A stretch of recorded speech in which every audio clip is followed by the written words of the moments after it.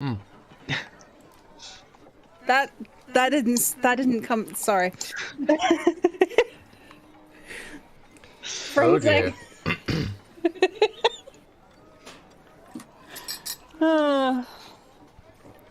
Well, let's get this thing rolling.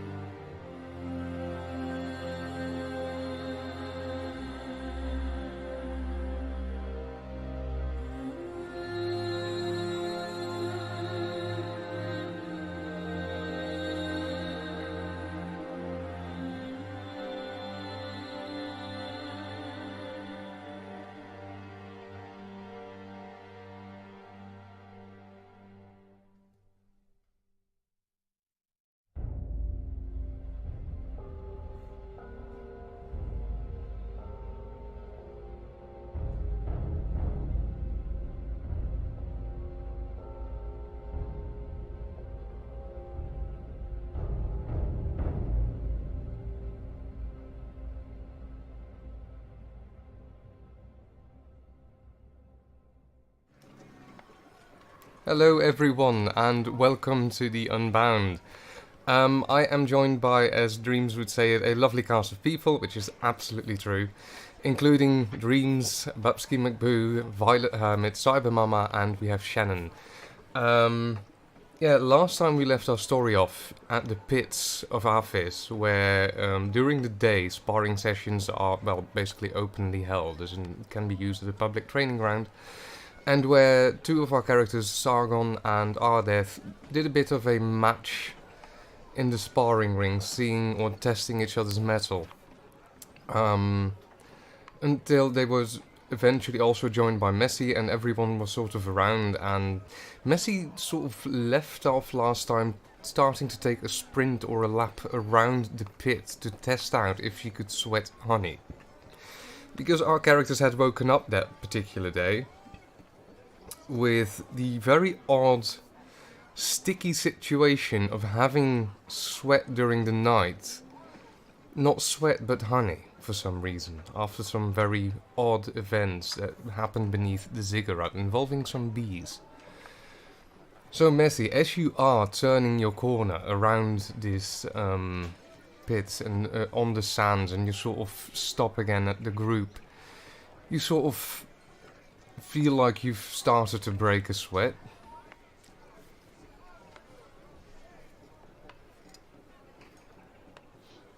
All right.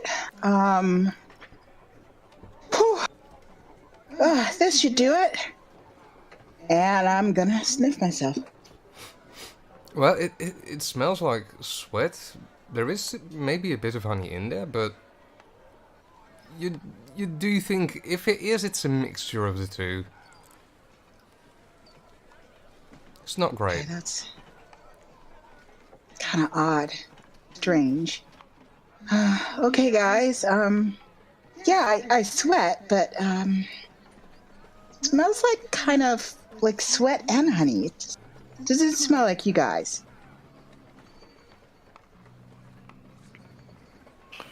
All right, well, with that experience out of the way, perhaps we should leave the arena, get some food, and finish up some plans.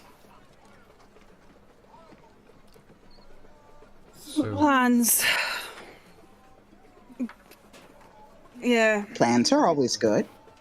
No, they sound like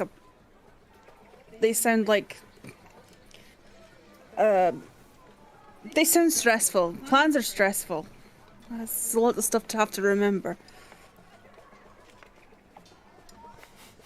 You could see it that way, yes, I suppose. Or you could simply see it as a way to think about what you're about to walk into. And you don't find that stressful? Nope. I mean, it stops people tripping up over themselves, I guess. So, it stops some stressful things happening, right? There's such a thing called finesse, which prevents us from doing that.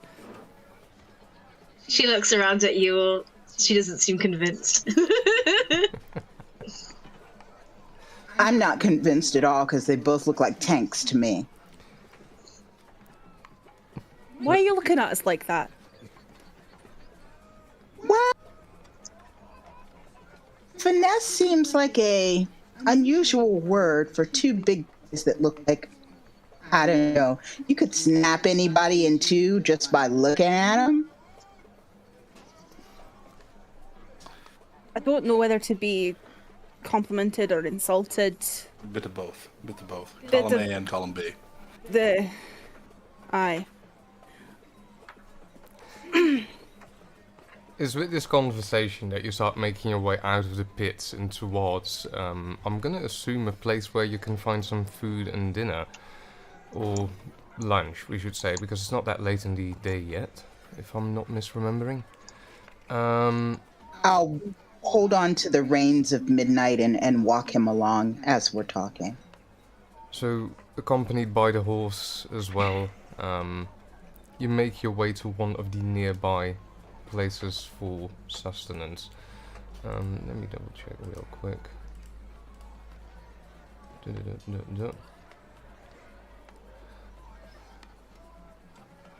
So,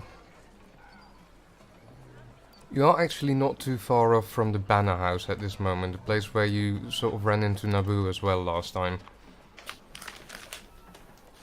Okay. Banner House it is. So you all make your way back into the Banner House. Food is ordered, I'm gonna assume. Yeah. Do you happen to ask for a private back room, or are you gonna sit in a public area?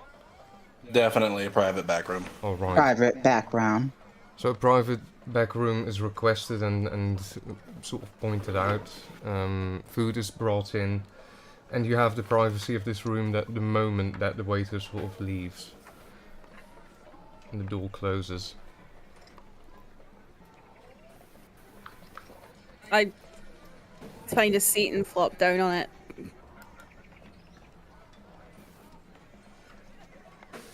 I'll go ahead and slide into a seat as well. Just kind of blatantly stare at the other three and motion for them to join us at the table.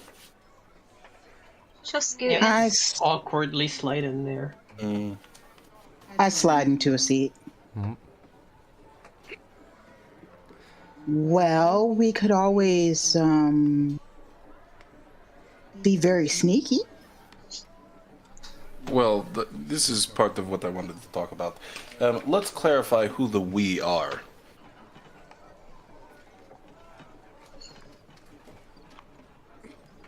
I can sneak. Good at sneaking. Nobody will hear me. Okay, let's put it this way. The Lalu, as I understand it, has been hired by Amru here to dance, yes?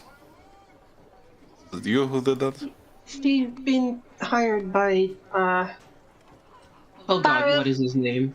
Yeah, that guy. Baru is the priest Baru. that sort of She has been enlisted her. hired by, Baru, one of the higher-up priests. Okay, sketchy rule, gotcha. She's been Not hired by him. sketchy. Sure. Hired by him to dance at the festival. Yes. We aren't going to be dealing with our certain individual until that festival. So, Lalu theoretically should not be doing any sneaking. She should be in very plain view, distracting many a people. What about the Oracle? You Well. got time before the thing. Aren't we sneaking the Oracle out? Let's clarify this. Sneaky, sneaky? As you well know, there are two teams. And I'm looking specifically at Messi. Sorry, my brain immediately shut down when I tried to think of a name. Messi, yeah. Messy.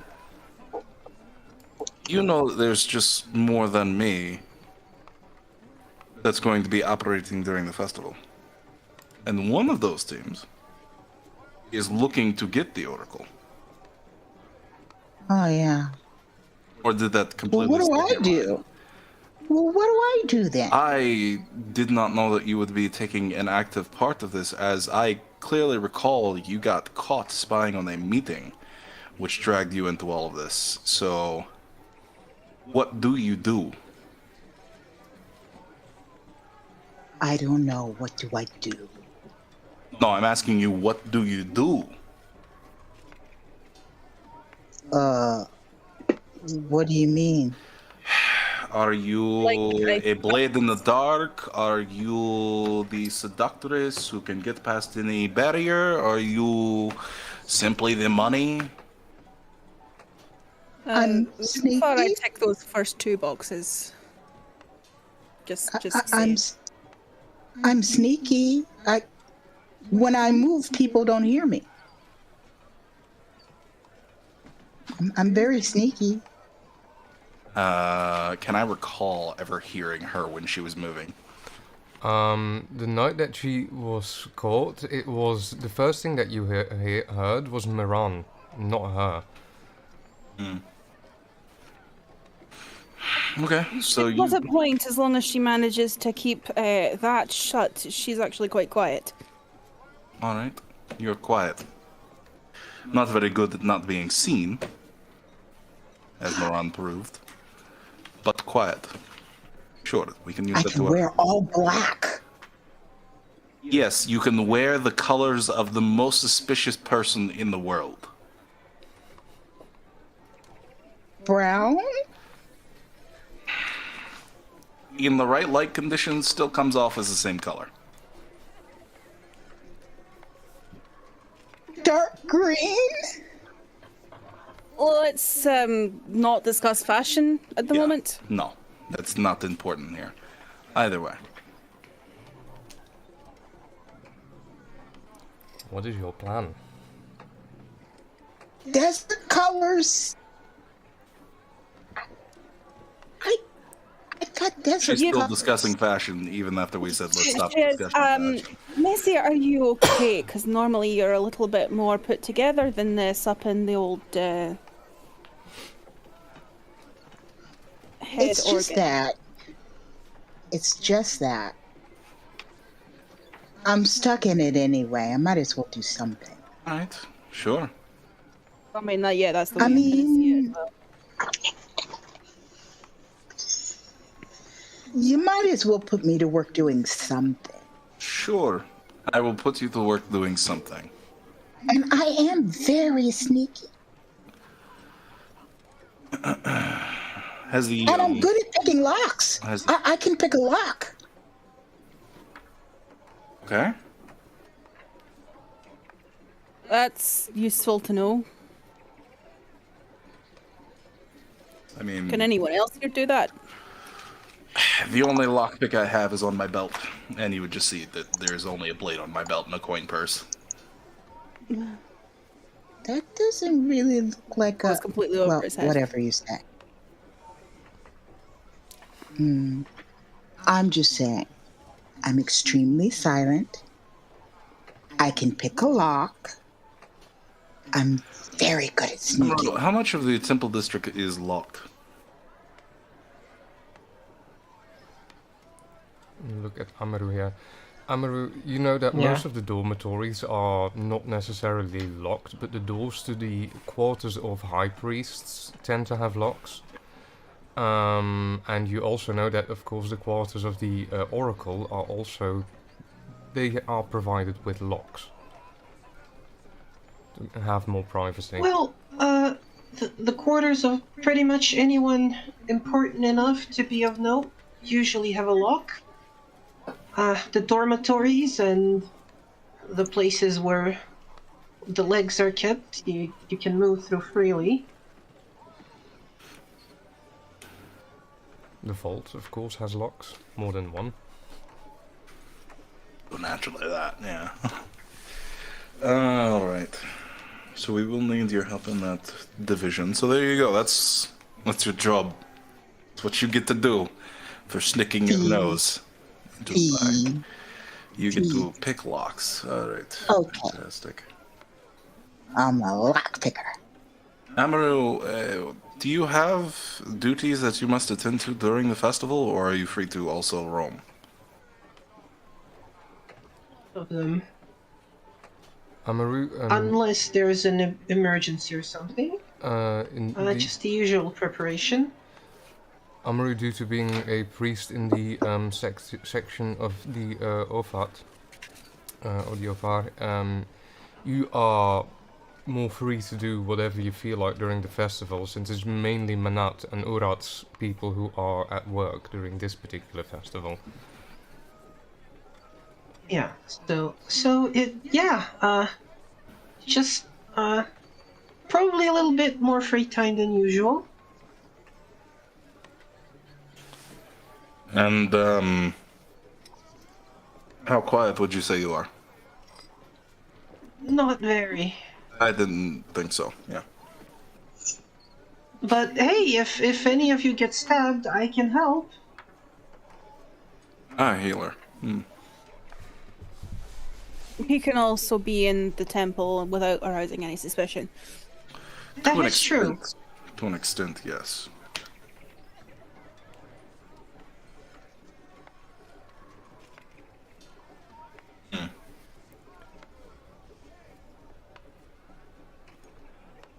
How about the idea that your characters had last time of looking into the Oracle earlier than the rest of the planned organization?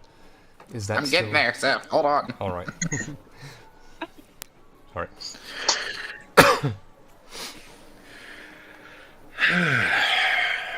I would say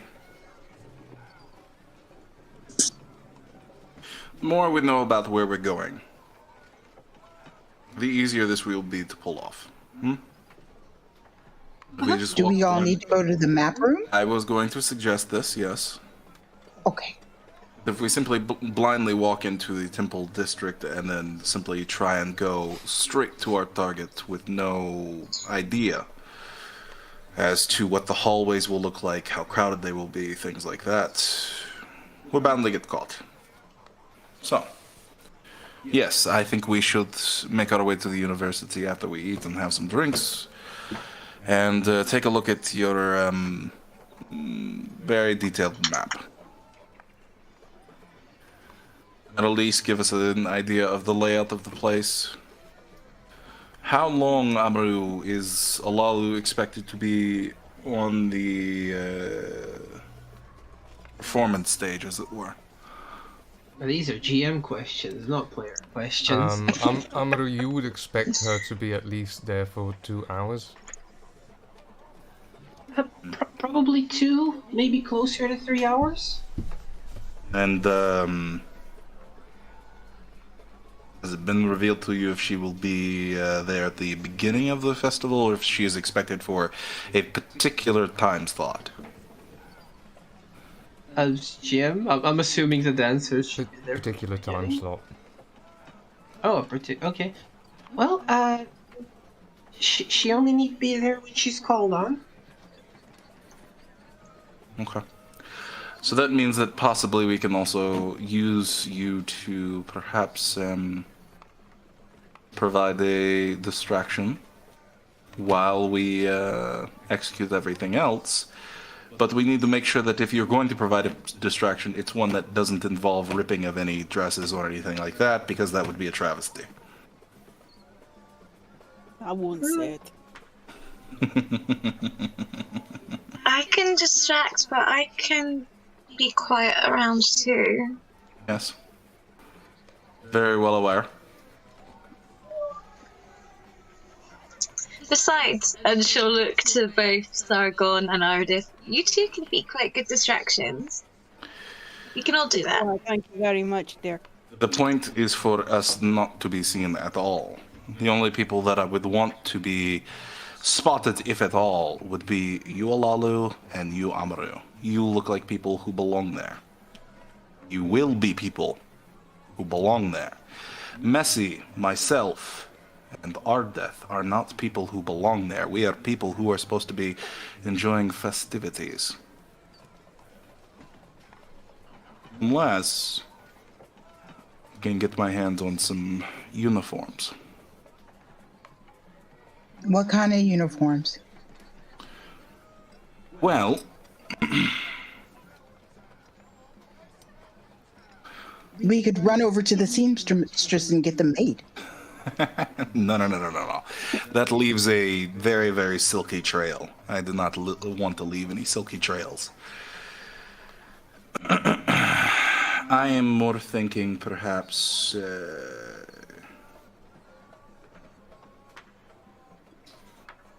temple's guards uniforms. That would allow Ardeth and myself to appear as though we do belong in the area, to an extent. Well, can we contact your friend Naboo and ask him about that and maybe give him some coin to take care of that? We could. Or some legs who clean the uniforms. Or contacting legs. Sorry. Go ahead. Would I know if it would be unusual for a Kemi to be hired as a guard at all? You would expect that you would have to sort of cover your face slightly, because it would sort of stand out. You assume? Well, perhaps, but a chemi in a guard outfit is, well, it would be akin to me wearing jester's garb. It would not be. There are many guards who do not reveal many of their features, so you should be fine. Yeah. There's something about his expression that says that it's not the only reason why he's got misgivings, but he's just gonna be... He's not saying anything else. Maybe a face scarf? Uh-huh. No, it's fine. Yeah, no, I'll figure something out. Alright, so tell me what the issue is. No, it's fine. No, tell me what the issue is. I just don't like uniforms, alright?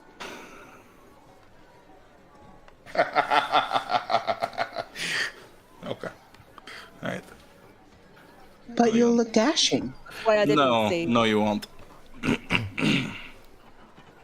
Uniforms Well, he are looks- terrible. He looks dashing the way he is. He'll look even more dashing in a uniform. How is When was the last time that you looked at the normal guards? I'm not talking about officers, alright? Officers look dashing, alright? I wear this helmet for a fucking reason. The normal uniform looks fucking terrible. But look at you. Anything you wear looks good. You could be wearing a rag and everybody would be gawking at you. He's not wrong. But that's like more to do with the fact that it's less clothing, I would think. And look at him. He's gorgeous too. But what's That's the because I don't problem? hide anything. You're two very good-looking men. I don't understand. Just out of curiosity, have these two good-looking men in the meanwhile finally covered themselves up, or are they still bare-chested running around? They're still. I'm They're still. bare-chested. They're bare-chested. I didn't say I put on any armor. There we go.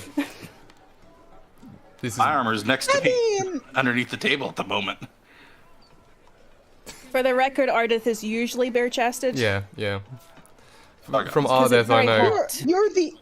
you're the epitome of extremely manly men. I don't understand. Ardith is gonna wiggle his pecs. It's just loving the compliment. Question: does the honey sweat make them look oiled? Slightly. Probably. Slightly.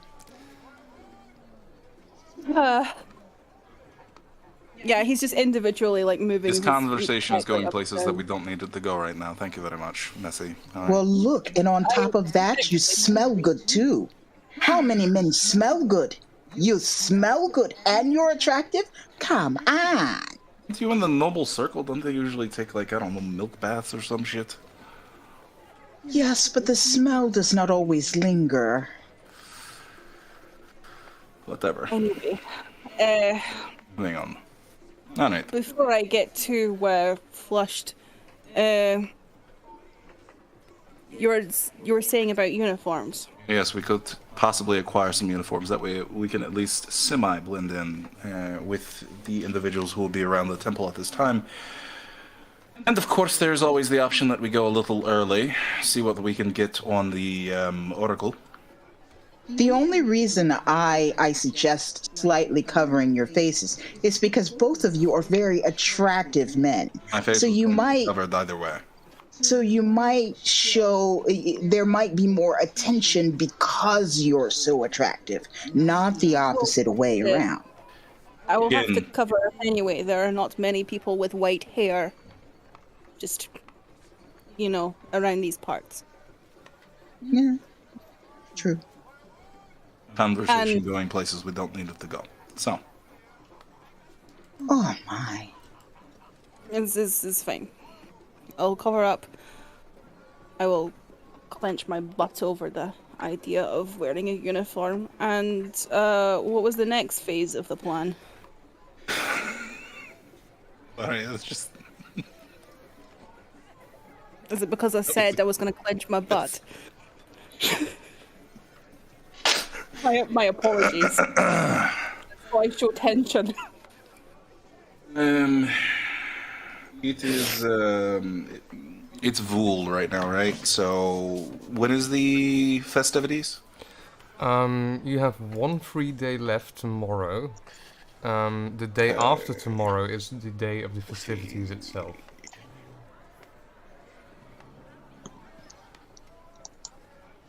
So we really need to get in touch with Naboo. Alright. Festivities are on Manthe. We have Ophi to actually do shit. Alright.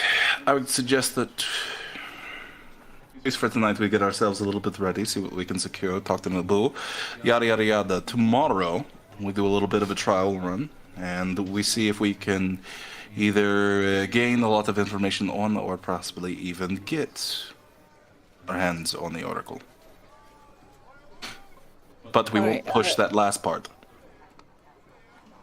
Okay. That was a lot of words. Could you just, like, say in very simple terms what you would like me to do tomorrow and the next day?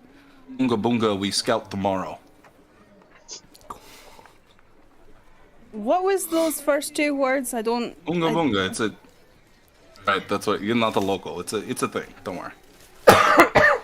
How you'll need to translate for me. I don't know what you mean. They are simple words. Yes, they are. It doesn't mean anything. It just means we'll scout tomorrow. It's an expression. It's silly. Do you need me to be somewhere so we can meet tomorrow? Well, I'd like to look at the... does your map room have the side roads near the temple as well on it? Does it? It's mainly the ziggurat itself, and... Itself, right. Yeah. It's a model of the ziggurat itself. The city doesn't around it actually is have not the really side shown streets. on there. Right. We'll have to meet somewhere nearby. The portion of the temple district that houses the Oracle itself, in order to properly do this scouting mission. Everyone is welcome to come, although I would highly suggest Amaru not. We could all meet at my house for breakfast. No. Okay. Will there be bacon? I can have bacon. I will be there. Everybody does different bacon. I like to try different bacons. What do you prefer, crispy or chewy? Yes. Crunchy? Yes. Right. All of the above, I see. Anybody else coming to the house? Breakfast? Yes, we could, yeah? That'd be awesome. So, meeting You place? have a back door. Alalu, do you like fruit? We could also have fruit. Yes, please. Okay. So a meeting place for the next morning is sort of chosen, I'm gonna assume. What does the rest of your day look like after you sort of manage to lunch here and... Around this time of day, after we're finished eating, where would... Should we go to the university now? Or should we go find Naboo first? Yeah, I think we might want to find Naboo. Where would he be around this time of day? As far as you know, probably around the palace. Is anyone up for a quick trip to the palace? Sure. Yes. Yeah. Again, you have a problem. This time it's not uniforms. This time it's palaces. It's authority and guards and people and nobles and... Oh, you don't like it when they wave their stick and say, respect my authority? Kinda, yeah. Well, you know, figures. Can you blame me? No, I didn't say I did. I have guards, but they'll let you in. I might have a bit of a, I mean, it's the butt clenching again, you know, there's a lot of tension there, especially around, people with, you know, the spears and whatnot. Like, I'm a free man now, but any moment, I keep thinking somebody's gonna be like, yeah, okay, well, I take it back. And you're going back in the pits again, and, you know, I prefer to be far away from people that could do that. That general nervousness, I gotcha. It's understood. Tell nobody. This is just me. He goes like really red because he's just realized that he has like given away some very personal information about himself.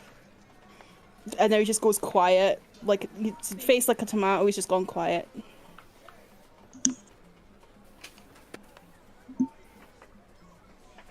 All right. Interesting. We'll be sure not to throw too much attention to you. How about that? And we'll make our way to the palace. Try and find him. Sargon gets up and sort of starts leading you out of this particular room and out of the banner house. We all seem to be following him like little ducklings.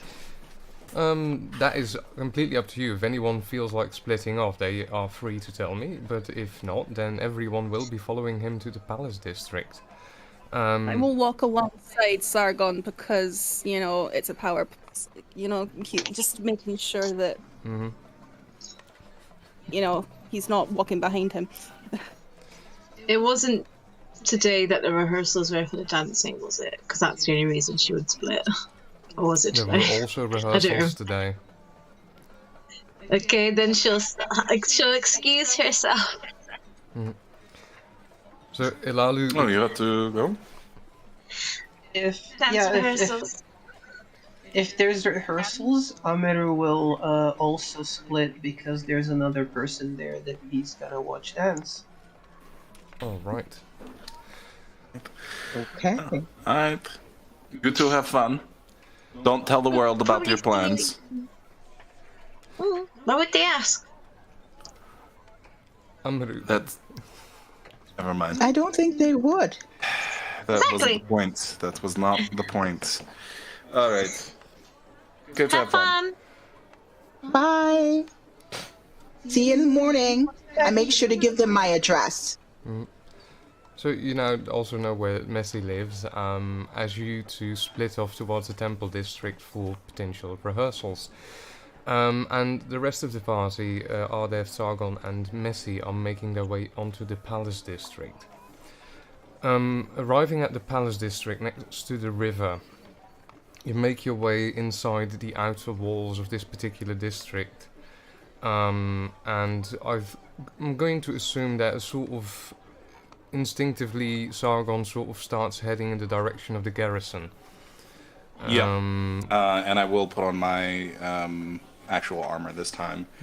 And while I will not wear my officer's helmet, I'm going to at least tie it to the front of my belt so that it is visible. That it is visible.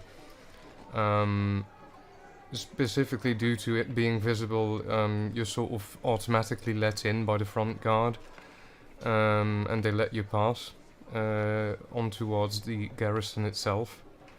And eventually you make your way in, and it doesn't take you very long before you spot Naboo in one of the hallways of the actual garrison, walking with some scrolls under his arm. Okay. I kind of wait until he's like halfway past us, and I go, Naboo. Sargon. How you doing, bud? Wishing that I didn't have to deal with this shit. Anyway. Doing clerical work, yes. Yeah, this is not a soldier's job. Oh no, it's very much a soldier's job. Yeah, you just don't remember it. Alright, so you got an office that you're headed to? Yes, absolutely, and I'm assuming since Well, you're then I would here- love some tea. Yes, let's have a tea. And he sort of turns and starts walking in the direction of his office and sort of lets you and your compatriots in. So I see you've brought at least 2 of your unusual companions. I mean, this one's Because pretty of my usual. hair, isn't it? So, do tell. What can I do for you? Well, I have a very particular question for you. You wouldn't happen to have an extra set of, I don't know, uniforms that may go missing in the foreseeable future? And particularly uniforms of individuals that would be hanging around the Temple District. That could possibly be. As in, you never know with laundry. Sometimes stuff goes missing. Exactly. I mean, yes, of course, there's the 15 lashes for missing equipment, but I'm sure something can be finagled. I slipped 2 gold pieces on the table, like. Did you Just say blatantly look at the gold pieces and then look at her. I'm looking at the ceiling. Naboo sort of also stares at the gold and looks at her, then looks at you, like, questioning. Like, I thought we had already established. Uh-huh. Yeah, no, she's new. Right. Yeah. Well, he says as he sits down, you are staying at the Serpent Spirit, correct? Yes. Would you prefer this to be dropped at the barrel in the back alley, or...? The usual place, you know me so well. It's good. He says, and he sort of slides the 2 gold over to his side of the table at this point, like, it's there anyway. Messy is grinning her butt off, staring at the ceiling. And let me guess, these uniforms should be the size of... And he looks at Ardeth and you, and then at Messi. For all 3 of you? No, just 2 athletic guards. Your stature can be done. Give it till evening, it should be there. Fantastic. I assume you're going to get Brachia's uniform for him. So, please tell me how that yelling match goes. I will let you know. He's probably not going to be happy. Some of the slaves will probably get whipped, but... Yeah. Can that possibly be avoided? Well, if things go missing under their watch, chances are they will have to bear the consequences. Mm-hmm. It's an unfortunate thing, but... And then there's the fee for actually going out and getting the uniforms. So, in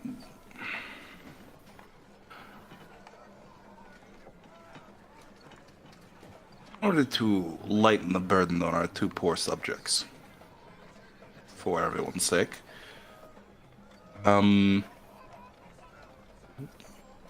let's say we try some interesting punishment instead. Maybe just some corrective punishments in the form of no beatings, but in the form of extra work. I will have them assigned to my personal detail. Sounds fun. Any questions from you two? Sorry?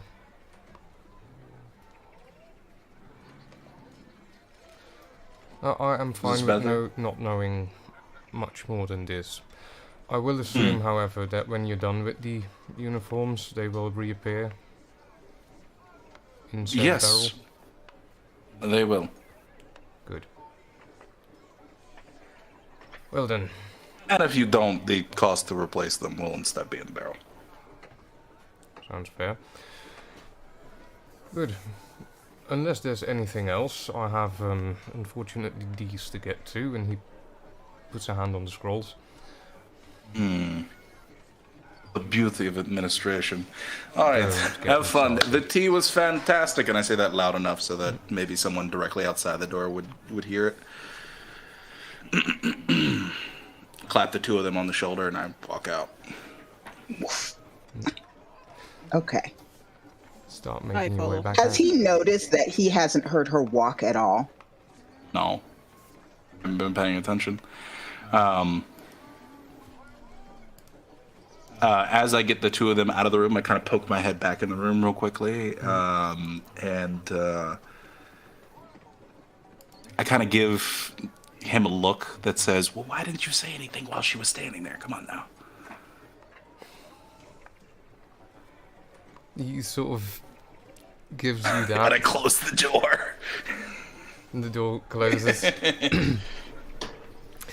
Meanwhile, on the other side, or further away in the city at the Temple District, Amaru and Ilalu, you make your way into the district of Manat, where Baru is sort of frantically trying to organize and sort of trying to explain to a group of dancers what the actual plan for the following day is.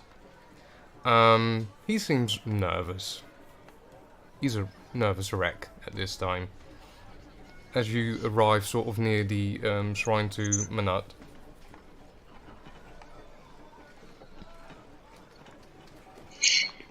She'll rush on in and kind of join the other dancers in line. Just kind of Yeah, beaming. I'll just hang back and not interrupt Baru's work.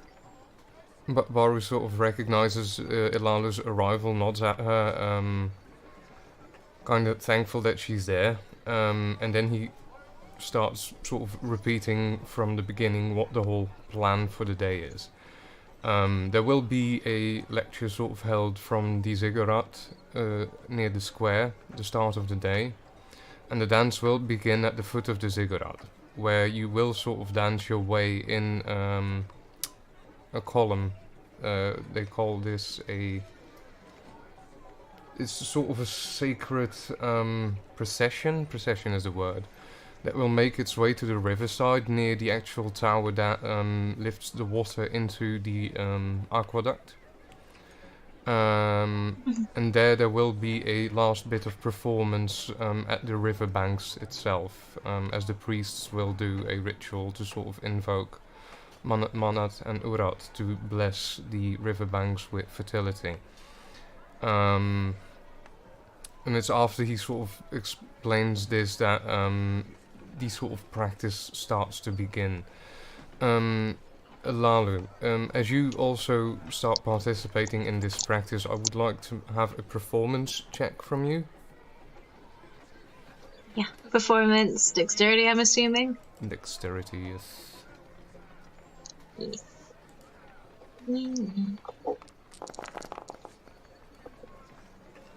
Three successes is good. You fucking kidding me? It's still pretty good. 3 successes is a good success, so as in, you do see that Baru's still quite nervous around the whole thing sort of evolving as he sort of watches the whole thing going on. Currently you're just practicing at the square in front of the sanctuary of Manat himself, and not on the actual positions where it's going to take place in 2 days. Yeah, he's pacing back and forth while you're practicing. Amaru, you're sort of observing all of this. Is there anything you're doing while you're observing this? No, he probably has his eye on a certain boy by the name of Sayaho most time, who is also a dancer there of Manat, and that's mostly what he does. Sits there, looking all lovingly at him. Ilalu, you sort of catch him in this at a few points, that he's just really staring down this one guy at the end of the line that you're dancing in as the practice goes on. Now, Ilalu, I would also like you to roll me a d100, please.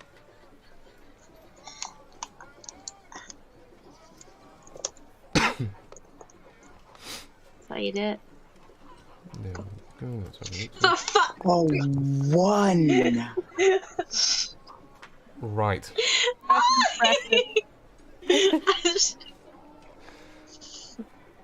Okay. So you That- continue with this that can't be good. practice. Amaru, could you make me an wits awareness, please?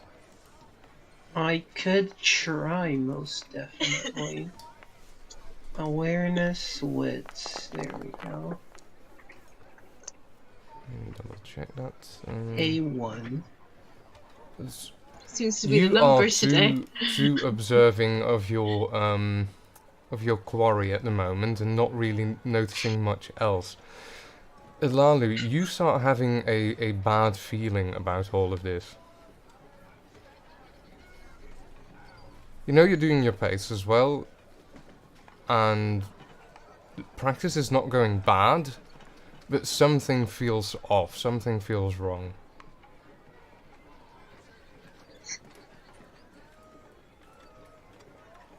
Is it just like a gut instinct, or Like, yeah, like, there's this, indeed, like, the gut feeling like something is wrong or off. You're not entirely sure what it is. once they've finished, like, just that quick run through, she'll probably kind of go over to Baru and ask that they all pray together and then practice where they would actually be performing, because it feels disingenuous to do so here. I guess we can do that. Prayer first, you say? Alright. Well, we're doing this for Manat, so it only feels right to. If you yeah, perhaps. Perhaps. He says, and he sort of calls a stop to everyone. It's like, look everyone, we're gonna move this to the actual square in front of the ziggurat in a bit. Before we go, however, would we please all just join in for a moment and devote a prayer to Manat and Urat as well, that they may bless our sacred act and our performance in the coming days. And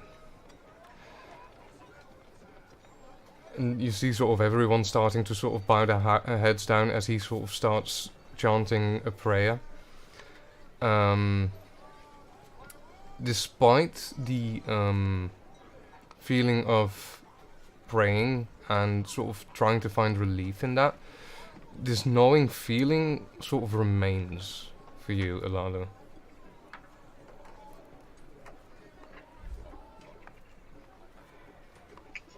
She'll fidget a little bit during the prayer, but be trying to kind of keep that not so much hidden, just try to be focusing and hoping that, like, surely my devotion will see this through. After the prayer is sort of ended, he's like, right everyone, let's move this to the square of the ziggurat itself. And he sort of starts ushering people in a different direction as they start sort of leaving the general area. And you also make your way out of the streets and out of this particular square. And Amaru, I'm going to assume you start following. And eventually you make your way to the front of the ziggurat, and something about the ziggurat itself, when standing in front of it, feels more oppressive than usual for you, Ilalu, at this time, as sort of being called together again, and some of the people that lead the that sort of have the what's the English word I'm looking for? The ones that sort of organize the choreography, start sort of telling everyone from the start and start sort of opening the dance again. Something still feels off, and you just can't place where it is exactly coming from. It wasn't the square before, the prayer didn't really seem to help. Amaru, you might notice that Ilalu is bothered by something, perhaps, but your main attention sort of remains on that one particular boy, who's not doing bad, by the way.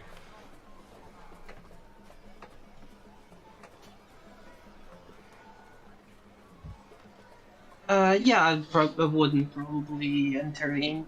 It's normal for people to be nervous in, right before the big show, quote unquote, so... Alright. So practice continues, the dance is repeated. The one at the square that is supposed to happen as everyone comes on from the sides of the ziggurat and sort of starts making their way towards the river nearby. And you do this a few times, and yeah, the feeling just lingers a lot. Everything seems to be correct, like technically correct, but something about it still feels off. And that is how you spend most of your time during this practice. And as the hours sort of go by, and eventually the sun starts setting above the horizon, and the day is sort of called to an end, and everyone else is expected back tomorrow. Yeah. What do you do? I should probably, last bit talk with dancers or choreographer before she will have a little good at Amaru saying you should totally invite them for drinks after this, a little nightcap, and then she'll kind of go over to Baru, ask him what he felt of it, kind of wondering if he's feeling as, I don't know, dread, nervous, something a bit more than that. It doesn't feel like straight stage fright, it feels a lot deeper rooted, and she can't. This is one feeling she can't shake off. Well, I'm certainly nervous about this as well, but are you all right? You seem a bit pale. I guess there's two, but I don't know. Freaked out, and I don't know what's. I don't know. I just don't feel quite with it today. I hope you're not getting ill, as in, really would like, well, you have to be here, of course, especially the day after tomorrow. I think I haven't got a fever, see? No, you don't seem to have a fever, that's good. As he puts, like, 2 fingers on the front of your head. No, besides the, initial nervousness of being in charge of all this for the first time, no. I feel like this is going the right way. Everything looks good, looks fine, looks... I guess it was a bit stocky here and there, the dance, but that will improve tomorrow, I'm sure. And not aiming this particularly at you, but he sort of waves around at some of the other dancers as well. We're gonna be fine. Oh, absolutely, and we'll be marking it out so we don't wear ourselves out before the main event, so don't worry about that. And you are brilliant, ambitious at all of this. Your first time when you go all out, it's gonna be amazing. I hope it will be. It's gonna be what we all need, I think. And I think it will be. Thank you for joining us in this, Elado. Now, if you, Is it... Yes? You go ahead. Well, if you don't mind, I, feel like returning to the Manat Quarter, unless there's anything else. Not that I can think of. Do you want to say hello to Amaru? Oh, I certainly will. Have you gone and checked up on your dress yet? No, I was going to do that before bed. Will the dance tomorrow be at the same time as today? We will have another practice in the morning as well. A while after sunrise, though, as in not too early. Okay. Anyway, I'll see you tomorrow morning. See you in the morning. And he sort of excuses himself and sort of makes his way away. Amaru, you also get waved at by your particular boy. You know, I also have to double check the name again. Honestly, same. As he sort of notices you as well, or has noticed you staring in the meanwhile. And he just gives like this shy kind of wave before turning away again. Yeah, Amir will... there's a sort of like motion where the moment he waves, Amir is like ready to just like jump up and go to them, and then they turn away and he's like, fuck it. And just sits back down. Lalu, I'm gonna say that you just happen to see this happening as Baru makes his way back to the Monarch Quarter. Amaru, get up and say something to him. She's pushing him. Really? She's pushing him. No. Nope. Literally. Walk a little, Baru. Yes, we're going. I know how to walk. I'll walk up there, and just say, hi, Sayahu. Hello. Good day. Hi. Noticed you sort of staring. Yes, you're doing very well. I think so. As in, I was excellent, afraid I in was fact. doing something wrong.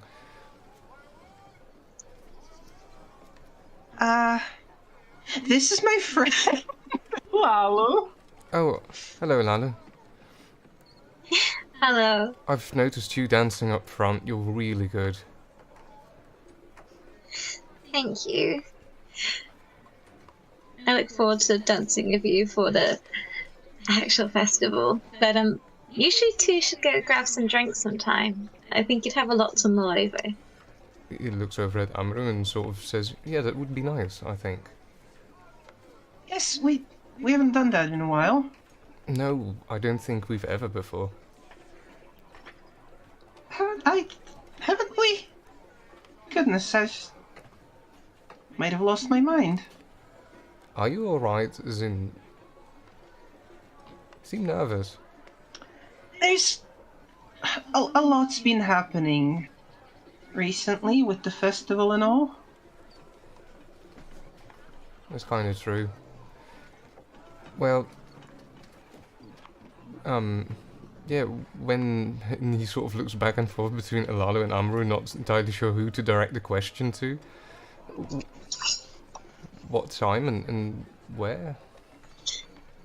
Is Silver Linings Inn or pub tavern? I don't remember which one it was.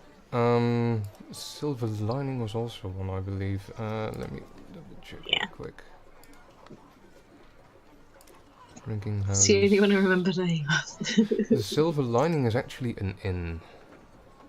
Oh darn it, so not a tavern, dear. She'll say a name of a local tavern that I don't remember right now. The one that is closest in this particular is a Heaven's Gate.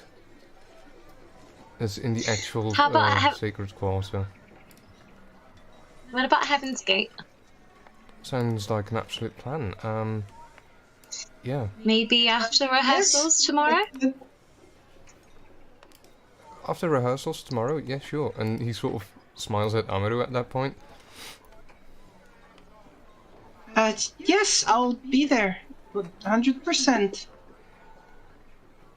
He sort of smiles back at Ilalu at this point as well, sort of like... She is gonna literally just give Amaru a squeeze of his shoulders. I've got to collect a dress, so enjoy the rest of your chat and wingman out away. Basically. There is a very stinky eye that follows you from Amaru, as you know he's privy to information you're not, and he just will try to make some small talk after she leaves, but will probably soon enough find an excuse to go do some temple work or something. Oh. Yeah, sure. You'll still come tomorrow night then, right? Yes.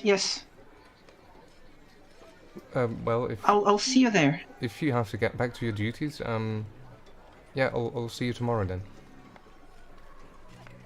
Yeah, and then he will extremely awkwardly walk away and Bye. be quite blushed, but also slightly angry at Elalu.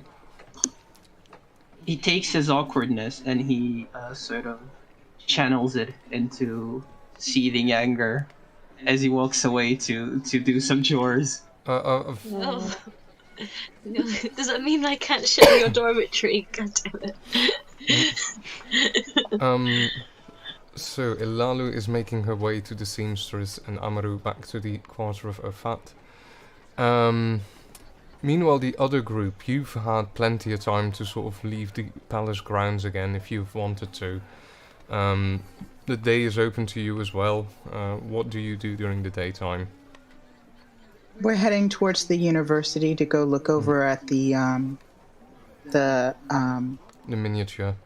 the map. Yeah. Do you really need me to accompany you for this exercise? Yeah, because you need to know the inside and what it looks like and where we're going. I'm not... Alright, okay. I mean, I can't promise anything in terms of, like, my power of retention, but I'll give it a good college try. Good job. Alright. Come on, let's go.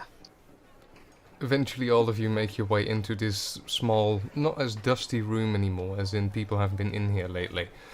Around this miniature of the ziggurat. Well, miniature might be a small word, it's not that tiny. But yeah, you make your Smaller way than in the there. real thing. Smaller than the real thing. A lot smaller than the real thing, absolutely, but it's... Like, it still comes like waist high, so... It's big model. That's what she said. I light some candles so that we can see well. So what do you want to go over, looking at the ziggurat? Besides what she said I'd about like it. to at least go over beyond the dormitories to get to the high priest area and also the oracle area. I want to go over those particular areas. So you start off mapping out in the dust around the table, or perhaps even bring in sand to continue the mapping around the actual ziggurat, besides the ziggurat itself. You're trying to do this from mine, so I would like you to make me a... There's going to be an intelligence... What would be... Would that be streetwise is more the talking thing. Intelligence, awareness of what the layout would about be that you can remember from the area? Okay.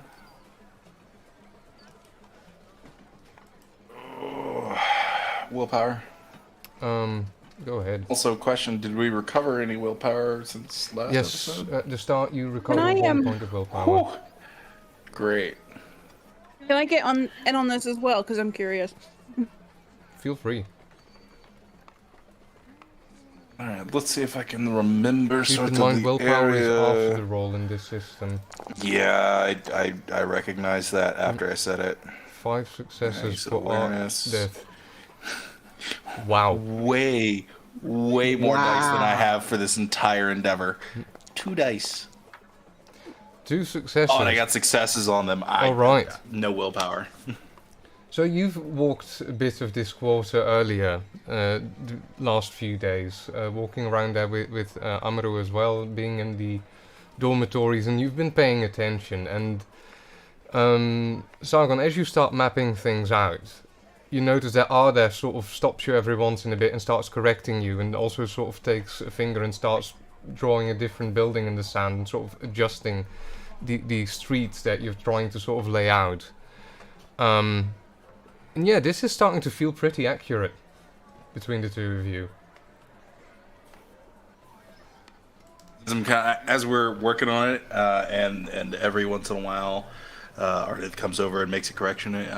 You just hear underneath Sargon's breath, "Oh, won't be very useful. Oh, there's no reason for him to come along." Oh. What was that? Nothing. Nothing at all. As you map I out, try to memorize everything. as you map out in the map room, a part of the district of Ofar and Ofat,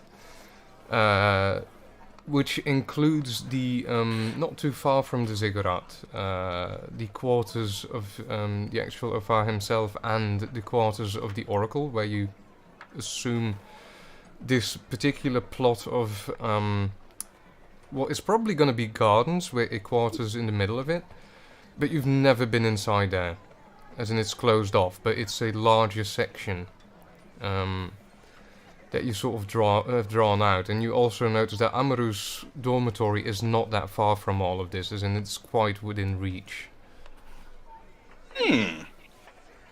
Isn't that interesting? I'm starting to wonder what I just said.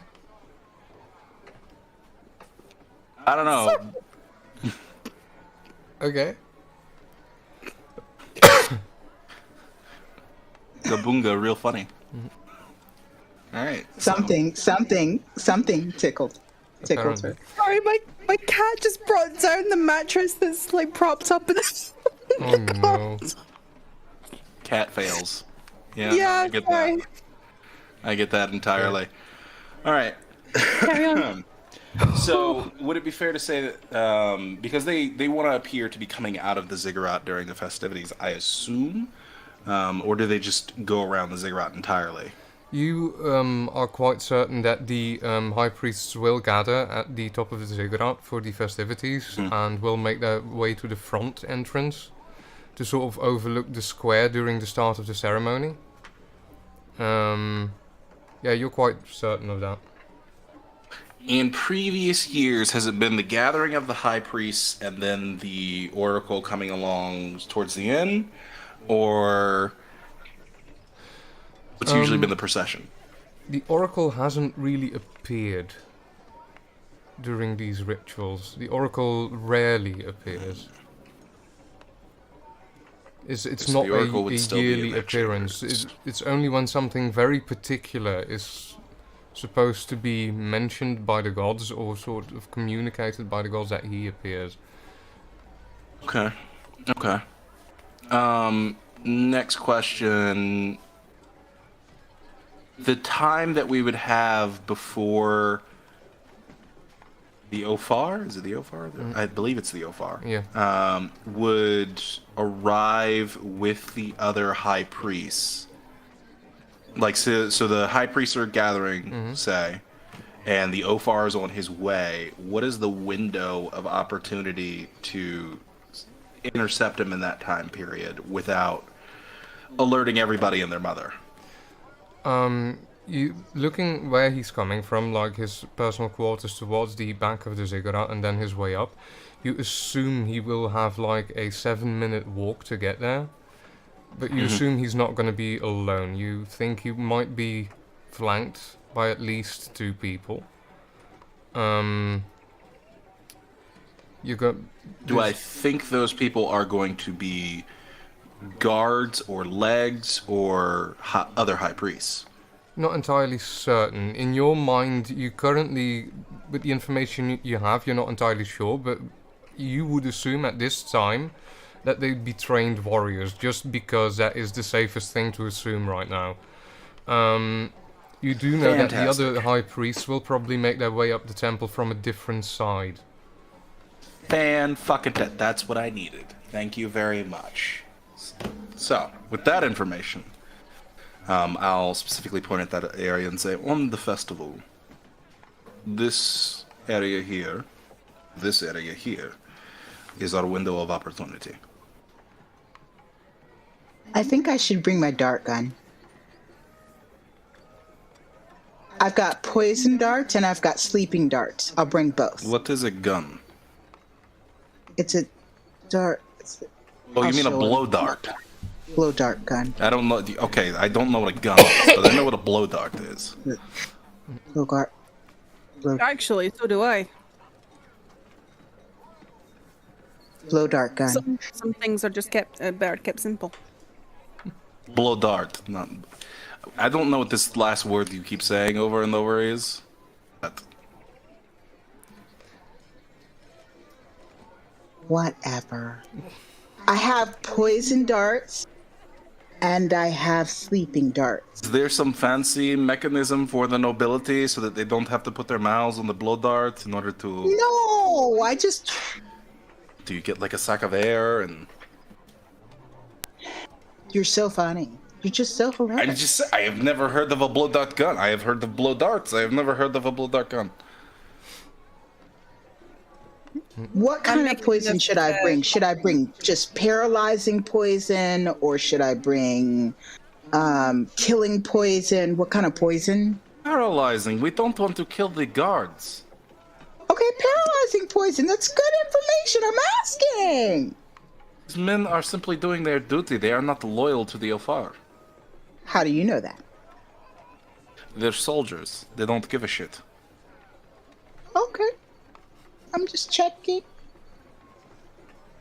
And even if they did, by the time they're able to move or do anything, he'll be dead. We'll be long gone, as long as you get the right kind. All right, I will get the paralyzing kind. I'll get paralyzing and sleeping. How's that? I thought when you mix those, they become a deadly, deadly poison that instantly kills you. No.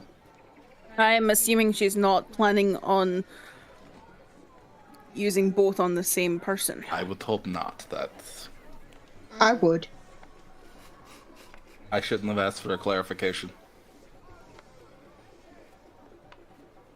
Anyways, you'll be poisoning people. Great. Moving on.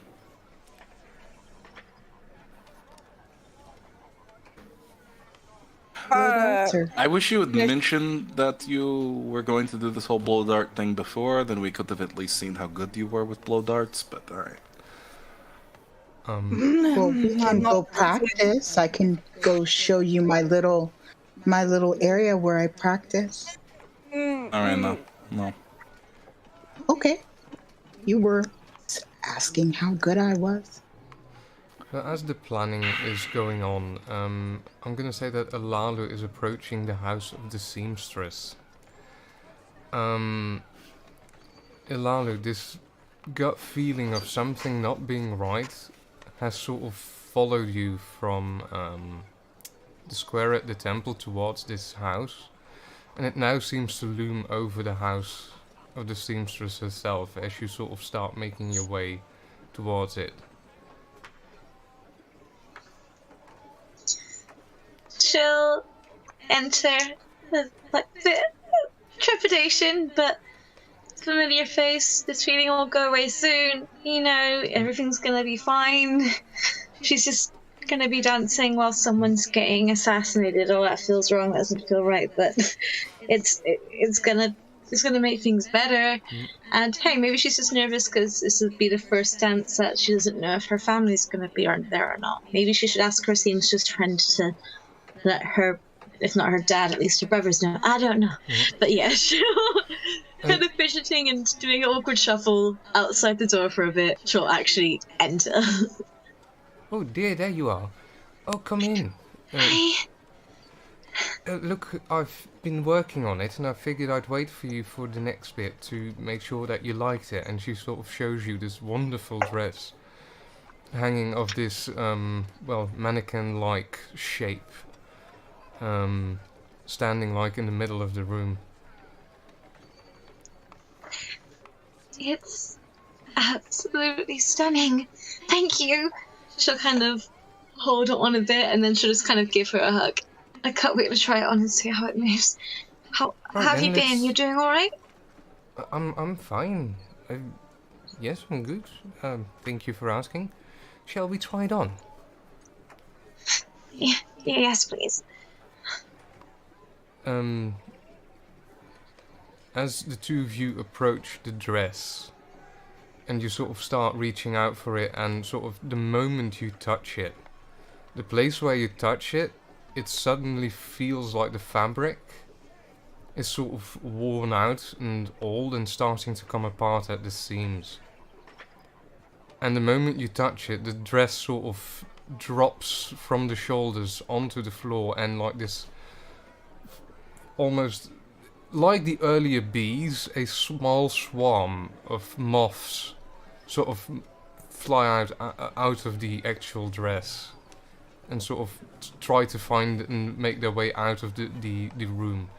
And the seamstress go like, oh, but how? Oh no! What is what? Lou very audibly gasps, snatches her hand away, puts them to her mouth, and kind of does like a little turn and kneels to the ground while he kind of fluttering out, like kind of like not even wanting to. No. This is a fly lot away. of work. What? How is this possible? Why are there moths in there? Are they gone? I think so. She sort of swats at one that is still lingering somewhere. But don't hurt them. I don't want them to get hurt. Can that be salvaged in time? I've never seen something like this before. She sort of picks up a piece of the fabric that seems worn and half-eaten. This is some of the best fabric that I had.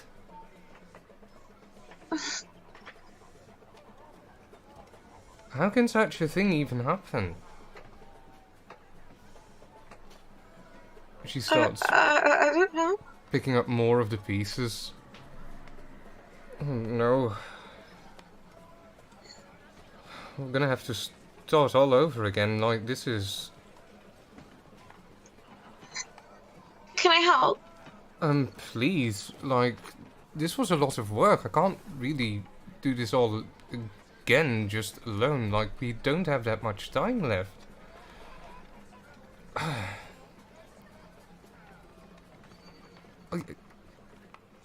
This is very strange.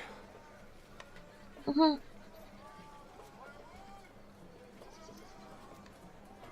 She just seems a bit stunted. Not entirely sure what to make of this. Right, I guess we just start again, and she sort of looks at you like with questioning eyes.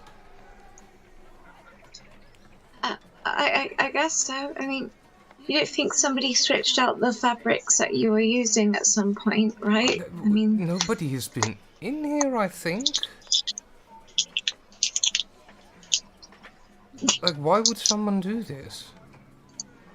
Stretch out? No, this looks just worn and old. It shouldn't be. And she goes over to another bolt of cloth and starts rolling it open over a table. And you can see that this bolt of cloth also seems worn with age. Oh no. How is this?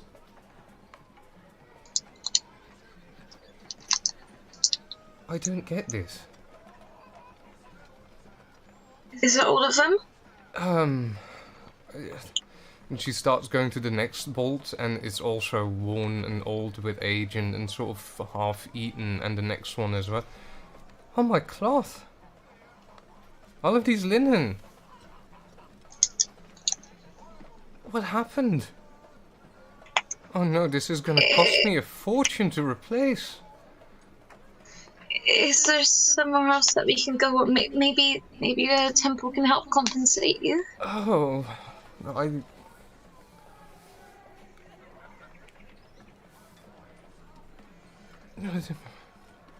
my shop.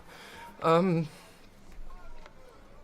don't know. Who do we speak of to this? Like, as in, they agreed for the dress, but this is fabric enough for... Oh, and she sort of sits down, sort of distraught.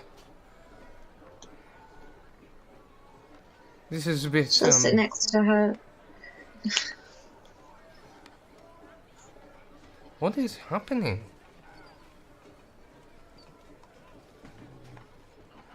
I'm sorry. Why are you sorry? It's just sad to see it like this. It's not your fault, girl. It's... I don't know. I've never seen moths ravage fabric this fast. Mm. Look at these linens, and she pulls one closer and just sort of stares at it blankly. It's as if it's been here for years. Maybe we could still find a way to use it. Like a costume change. Worn fabric, and then when we get to the river, like renewal, then have like a nicer cloak and outfit go in. We can still find a way. You know, like the old harvest going into the new one. An extra layer of clothing from this on top. It would be an interesting concept, to say the least. We'd need... And she starts going through all of the bolts that she has, looking for something that is still usable.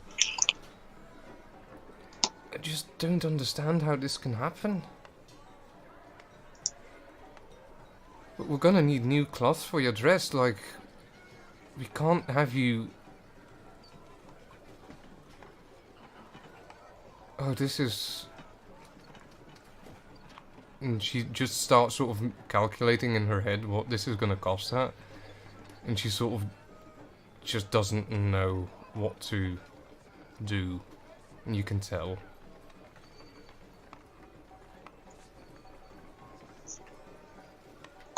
We'll figure it out, or I'll work with you for free until that you can get back on your feet again.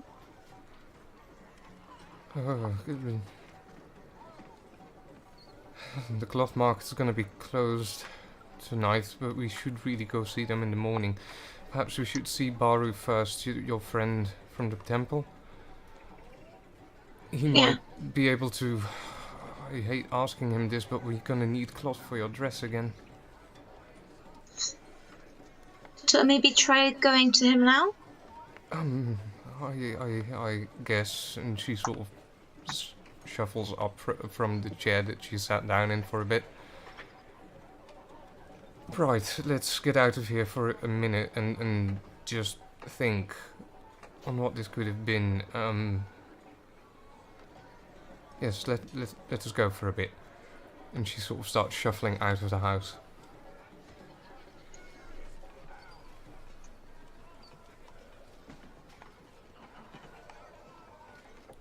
Ilalu. Yeah. Something eats at you after this happening.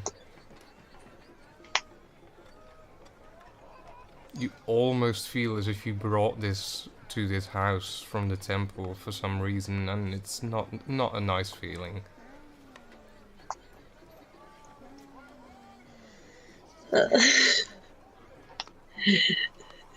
It's her trying to be like, I'll make up for it, I'll work for free. But she's just like, how? I can't do that, that's not a thing. Or was... Maybe this is a bad omen, maybe this is retribution for her swallowing a bee. First, the offerings in the Shrine of Manat. Now the cloth of your dress and all the bolts of cloth of the seamstress. Yeah, this is not great. Maybe Barrow might know. Maybe Barrow won't think I'm crazy. As you sort of also make your way out of the house and closing the door behind you, putting an arm around the seamstress as she walks sort of aimlessly down the street towards the temple district to go and see Baru. Amaru, you were gonna do some chores, you said. Gonna make up some chores, yes. You're gonna make up some chores as you sort of almost in a gallop of a sprint, you sort of try and get away from the main square as you've parted ways with Alalu earlier, trying to get away from your future date, which was making you a bit nervous. Yeah, you make your way back to the streets to familiar corners into the quarters of Ofat. Make me a wits awareness as you do. Yeah. Wits awareness. You're fine. You hear some people talk in some of the streets that you pass. You hear some shuffling. You make your way back to your quarters, where suddenly you realize you've arrived at your dormitories.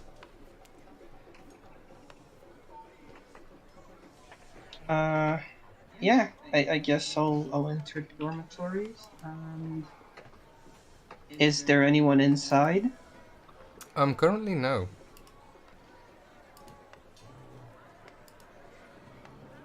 Okay, in that case, he'll just go to his bed, and he'll sit on it, and think for a while, and in the process, he's just gonna take out his death stick, which he has acquired from the local market. His macabre little skull, shrunken head thing on a stick. He's gonna look at it. He's gonna say, "Oh, Echbet, we're in deep." He's just gonna stare at Echbet and think.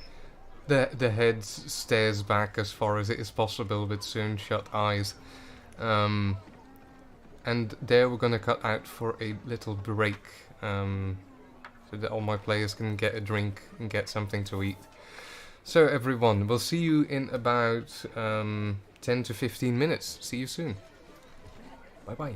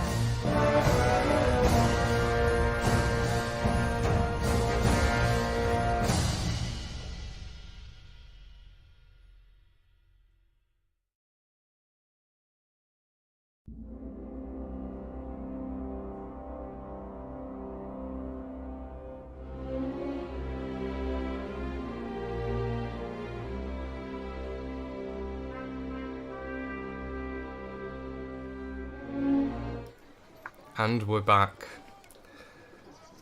Welcome back, ladies and gentlemen. So, a shop's linen collection and the bolts of cloth in ruin. Elalu is on her way back to the temple quarter to go and see Baru the priest about, well, this sudden bit of, oh no, this is a problem. Amru, what were you... You were just sitting on your bed and talking to your death stick, I believe. Yes, I've already forgotten what I named him, but he is there. Yeah, I imagine his name changes a lot. Yeah, he changes his name every once in a bit. Meanwhile, in the university, you guys have been talking over where your window would be at to grab the High Priest of Ofat. The Ofar Amose during the festival, and when the opportunity would be greatest in your opinion. Is there anything else you would like to discuss at the university before we continue?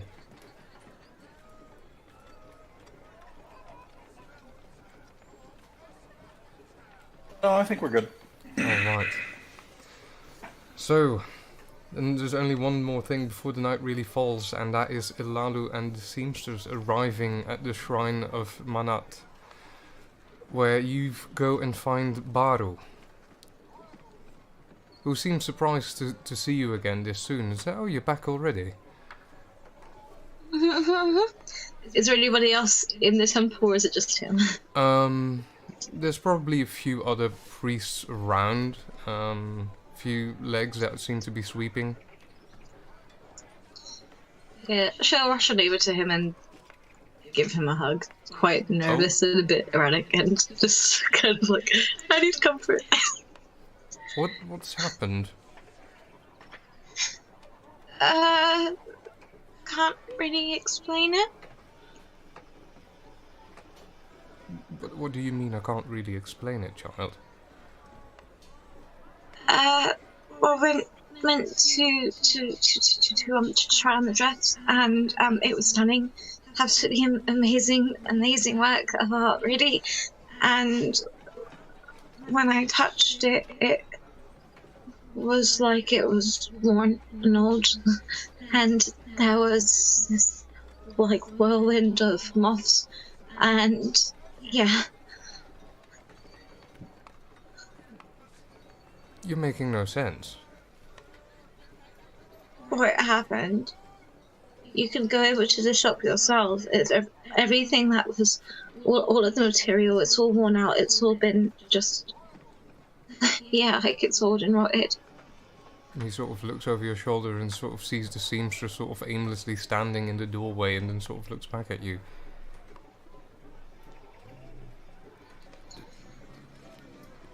And in a hushed voice, she'll say, "It's not the first time. What? The other day, I came in here to pray, and then the food offerings were rotted. But they were cleaned before anybody else noticed them. The legs were like that. But I mean, is it a coincidence, or do you think it's something more?" Why?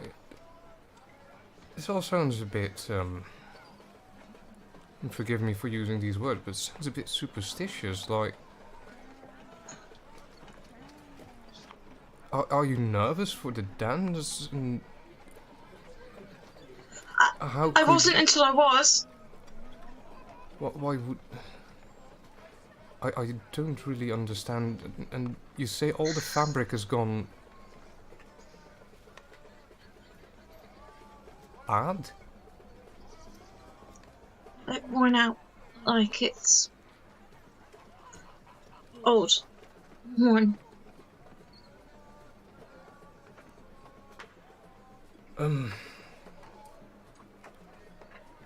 Try to get some good rest tonight. He looks at you. Who helped you clean out these plates of the offerings that you were talking about earlier? They're not gonna get in trouble, are they? No, I just want to know what they saw. She'll describe the leg that she spoke to. I know where to find him, yes. Look, find me tomorrow morning. I'm gonna speak to these legs. See what they saw. I'm telling the truth. No, I don't think you're lying per se. It's just a bit hard to believe.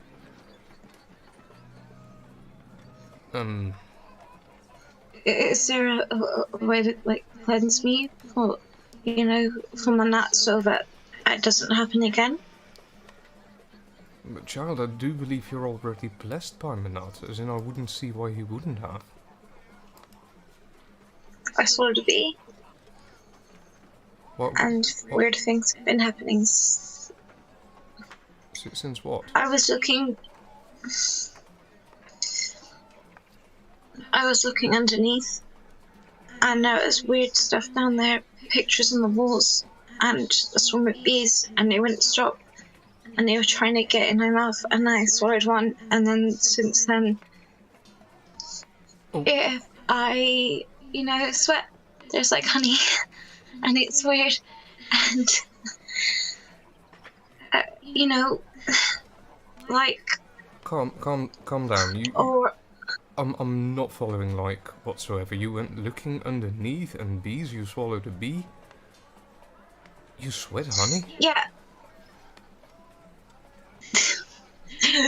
If she's sure, she'll dance or do something until she gets up. Like, okay, she'll be like, okay, smell me now. See nothing. I have nothing on me. No perfume, no nothing. And then she'll get herself in a sweat and be like, what about now? This is all a bit much and a bit weird. Right. And he looks at the seamstress who's still standing in the doorway and sort of beckons her over. And as she appears sort of next to you, he starts asking her out about the cloth, and she sort of tells the same story that you've been telling, and Baru just seems surprised and a bit concerned. When you say you went looking underneath, what do you mean? She'll describe where she was doing her absolute best to not, like, she's not mentioning anybody else, but she's not lying. She's saying that she did go down there, and she's saying what she saw and what happened to her, without implicating anybody else, but not lying at the same time. Is that okay? Why did you make your way underneath the ziggurat? Like, there's not really anything supposed to be there, like. It felt like the right thing to do at a time, and there was something down there.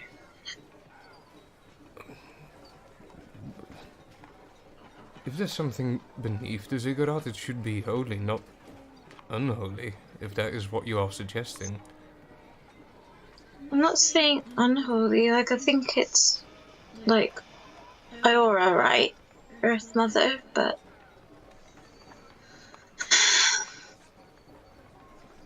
Like, I believe them more, but I follow them on that the most. Is that why, when I go to pray to them and that things are going badly, because I swallowed a bee?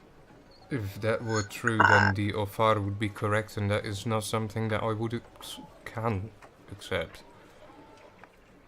What do you mean the Ofar is correct? If Manat would turn his back on you because of you also being in touch with their child of Eora, no, that would not stand. That would mean that the Ofar is correct in his doings, which cannot be true. So how do I change it back? I don't And that's know. the one I want to follow. I don't want to be like mean and look, one of Iora's gifts down, but I don't want this if it means I have to be away from Manat. you are not away from Manat. Your devotion to Manat is exemplar.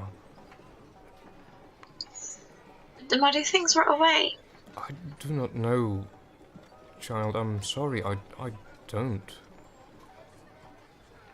And Cethil, he sort of confirms with Cethil again that all her stock of cloth is just no longer usable.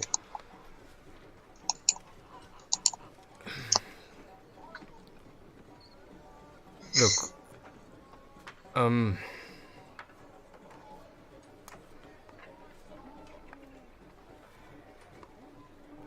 you really should get a good night's rest first. I will confer with some colleagues about what this might mean, what this could be. Can I stay in the chambers? When I slept and wake up, there was that honey stuff all over the sheets. I want you to see it too. You're welcome to use my chambers. I will sleep with the eyes. No, stay, please. It would not be too appropriate, but I'll have an extra bed brought in that particular case. As for Cito's stock and your dress, we'll have to address that as soon as we can in the morning. We had an idea that we could use the one down one to symbol, the cycle from harvest to collecting it to when it's empty, and then have a new layer to show it being good again.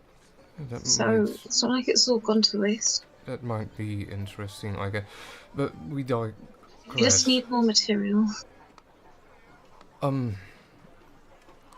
See through you as well. Please get home and take some rest. I will send for you in the morning and we'll look into your stock. As for you, Ilalu, I'll point you out to my quarters first. Yes, let's... I need to talk to some people, so, let's head to my quarters first, see where you can sleep. We'll have an extra bed brought in, and I will go talk to, some of the other priests. Alright?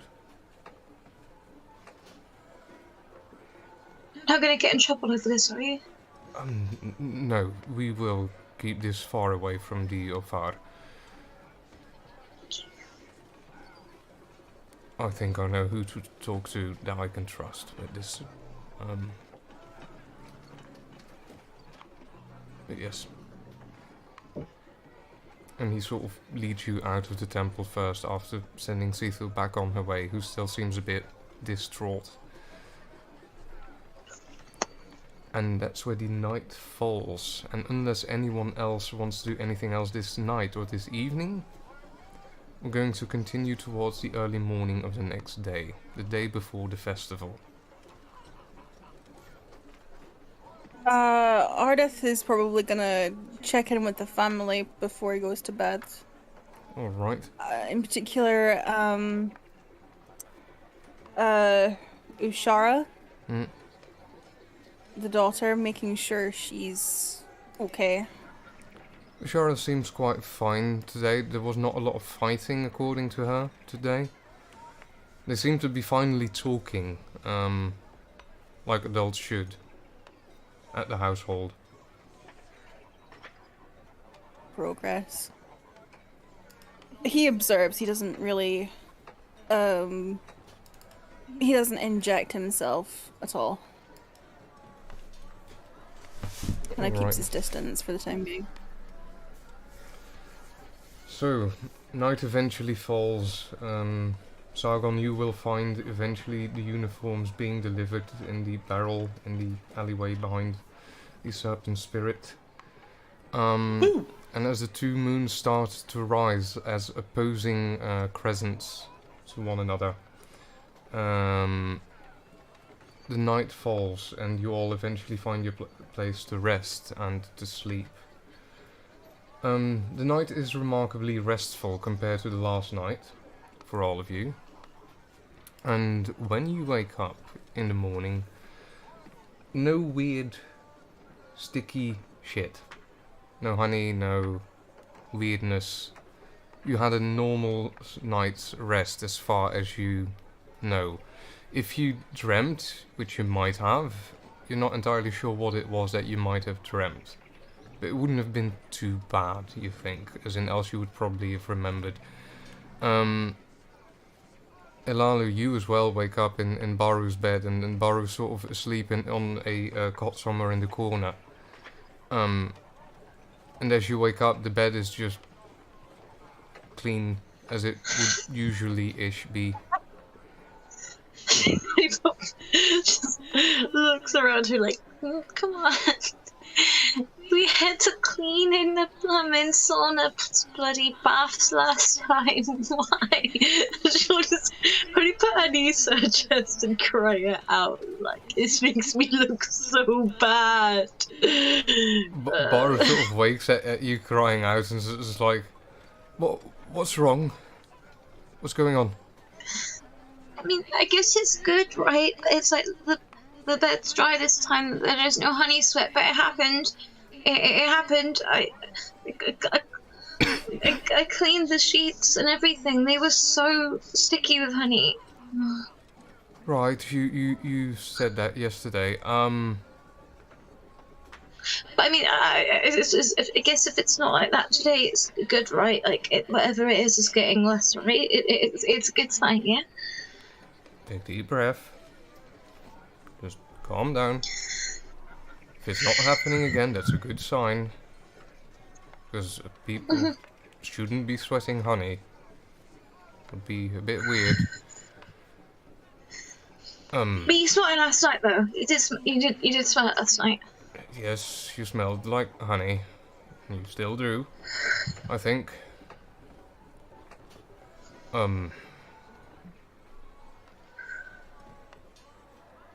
Right. I will have a runner sent to Cecil to see at her stock and if we can replace some of that, particularly for your dress, so that we can get back to that before tomorrow. Besides that, there's still a few people I want to talk to and see today. Are you going to be alright? You gonna be good to practice? Yeah. I'll be there to practice. Good. The rehearsals will start in a few hours.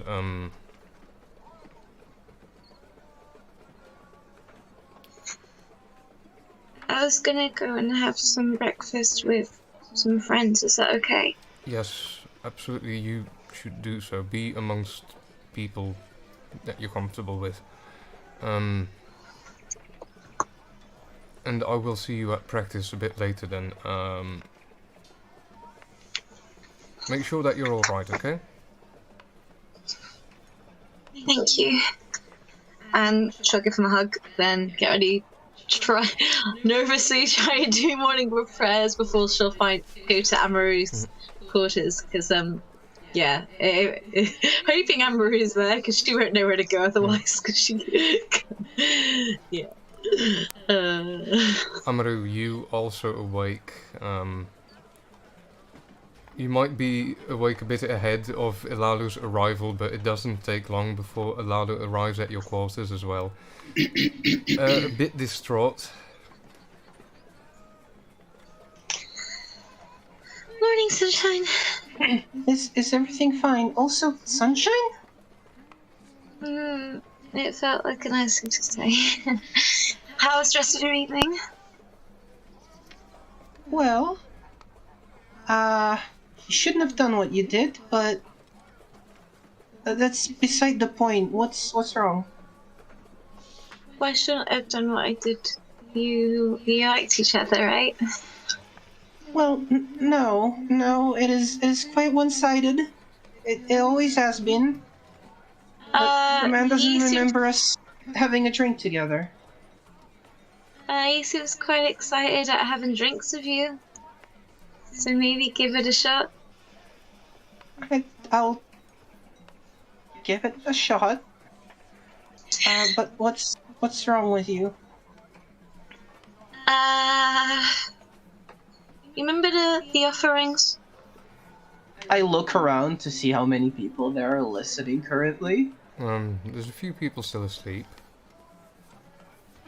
I'm like, yeah, the ones we helped lay out in front of the, and I just drag her out of the room. Like, yeah, nope.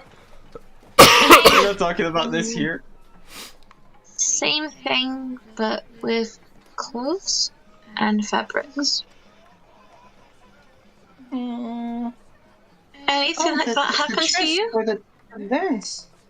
No, it hasn't. Ooh, how Yeah. was your bed this morning? Clean, I guess it's good. unstuck. That's an improvement. It is, but also things rotting when you touch them. Probably not a good sign. Have you talked to any of the higher up priests about it? I asked Baru, my friend, to see if I needed And- a cleanse or something. And was he able to help? He said he's gonna ask some people, but Well, he doesn't think I need a cleanse or anything, so I don't know. let's hope those people aren't too close to the Ofar. No. He's careful about it. Good, He's good, worried. because I think if Ofar knew, even you just being here would not please them. I think Much less it would if please you them. made offerings go.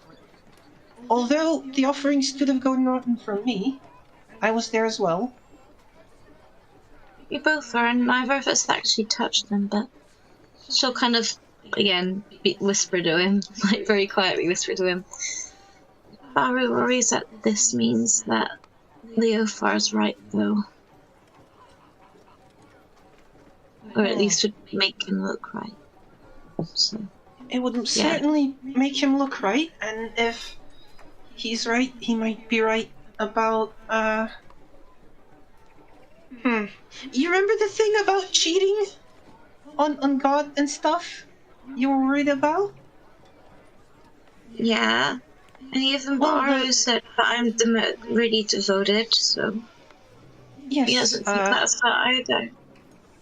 but as far as I remember, the five sort of took over as the, what's the word, pantheon of the land after Aora, and who knows if they are perhaps, as the younger folks would say, salty about someone worshipping the previous gods, sort of like they took over the job, and it might be that we've accidentally went to the person who held the position previously instead of them. My grandma worships Aurora, and she never had any stuff like this happen. But I'm guessing she also never swallowed any magical bees. I didn't ask that. That's a very specific question to ask. Maybe if I see her, I'll ask her. But, yes, I don't think there's much we can do unless... Well, if more things start rotting, try wearing gloves? I don't know. You got any gloves? I'll look through my, like... I've got, like, a medicine man pouch thing. In this Like a first climate? aid kit. Ooh. Yeah, would I have some bandages or some, Bandages, like... yes, you would have, but particularly gloves, probably not in this particular climate. Yeah. Unless for Yeah, handling I'm- very particular, potentially poisonous plants, which is also quite specialized. I still have a herbalist's kit, but I don't think I'd be handling anything poisonous. Quite the opposite. Mm-hmm. So, So yeah, I'm gonna say, well, I have some bandages. We can bandage up your arms and see if that helps. Okay, but I'm gonna have to take them off for dance later. Can I just... Yeah, okay. Yes, well, we can bandage them loosely, and we'll see where it goes from there. Can I get a fruit juice all over them at breakfast? Sorry, I didn't catch that. She said I'm gonna get fruit and juice all over them during breakfast, though. You know what? We'll take the bandages with us, and if things start rotting as you're eating them, we'll bandage up the arms, the hands. Okay, sounds like a plan. Yeah, I guess we head off towards the breakfast. And that's how you head off towards the breakfast, indeed. I'm going to assume that the rest of you also converge on Messy's house that morning. Yep. And I make sure 3 different types of bacon are made. So you're being let in and shown towards a sitting room where you can have breakfast with 3 types of bacon and all kinds of early morning delights. And cinnamon rolls. Cinnamon rolls aplenty. As you are brought into this villa, basically, where Messy is waiting for you. Hey, come on in. We've got plenty of fruit and juice and bacon and eggs and cinnamon rolls and coffee and Wow, tea. the biggest house around. Not really. No, really, it is the biggest house on the entire block. Discounting the ziggurat, it's up there. I think it goes your house, the palace, the ziggurat. Well, it was once my parents' house, so it's now my house. Mm-hmm. Are you underselling your house to us? Eat.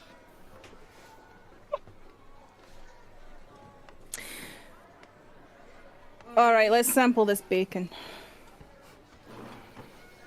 You sample the bacon. I carefully watched Elalu eat to a point where it's probably weird, where I'm just trying to see if things will start rotting when she touches them. Almost hanging over her hands, sort of observing as she eats, and Elalu is just eating.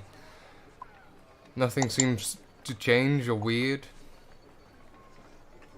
Ardith stares at Amaru staring at Elalu. And is in an odd way pretty sure that that there's something going on there. He's not sure what.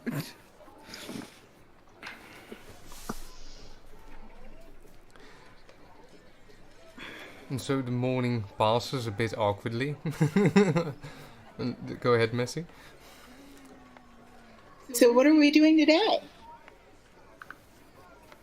Well, I believe today we were going to go to see the Oracle. There's dance practice, and she'll say what time the dance practice is, so I can't be around there, but it might be a good distraction. I would That imagine sounds so. good. Yeah. Oh, yesterday the dance Where exactly practice did where, attract eyes, indeed. Where exactly did our dance practice take place? Well, it has been inside buildings, but I also suggested we do the actual procession, so I could maybe suggest we go do that again, and she'll explain where the procession is. Which is the other side of the ziggurat, is where the Oracle would reside, so the far opposite end. That could serve as a pretty good distraction. Hmm? And then it good. leads out to the river as well, and we'll need to practice that a bit today.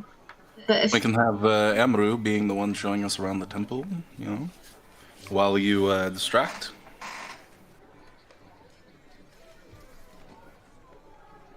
I lean into Amaru, and I'm gonna Yes, say, I can. Yep, sorry, go ahead. and I'm gonna say, is there something on Ilalu's face? No, but I'm trying to make sure there isn't. There's weird shit's been happening recently. Well, yeah, weird shit's been no. happening to all of us. What are you talking about? Why are you staring at her? I'm trying to figure out if we need to put bandages on her hands. Have you done I think something we're to all your hand? good. Mm-mm. Could someone clarify exactly what's going on here? What? Bandages? Why? Do you want to tell him? Maybe it was just a coinkydink. I am unaware of what a coinky-dink is. Coincidence? Oh, I don't believe why don't you in just say coincidence. coincidence? Yes, I had a couple of things kind of rot and really quickly wear out in our presence. So, I had a bit of a scare. What happened? What do you mean, wear out? Food like rotted, and then clothes were like completely just absolutely normal, brand new, beautiful, structured, and then in front of my eyes just worn as if they were, I don't know, tens and tens of years old, and there was a lot of moths, and it really made me jump. And then all the fabric was like that, not just the one I touched. And do you think it's wise to just sweep these dark omens under the rug? Are you mad? I'm not. I don't know what else it is. I don't know what it is. But nothing's happened since, so... Well, the worst thing you could possibly do is to treat them like they're coincidences, or lesser than what they are. What they are is a warning. Maybe somebody swapped out her fabric because they knew she was making, like, the dresses for the festival. Maybe somebody wanted to try and sabotage it. Perhaps. Well, that's not a good reason to ignore it, is it? No one's been ignoring it. We've been on it, and if you're so aggressive about it, do you have a solution? Not a solution, no, but I think that it's probably a... We shouldn't... This is not something Maybe that we should be... should pray. I've been doing that. Okay, see, she's been praying. There you go. To whom? And Barrow's... to Manat. And Barrow says I shouldn't need to be cleansed. So... Well, praying to Manat shouldn't be a problem.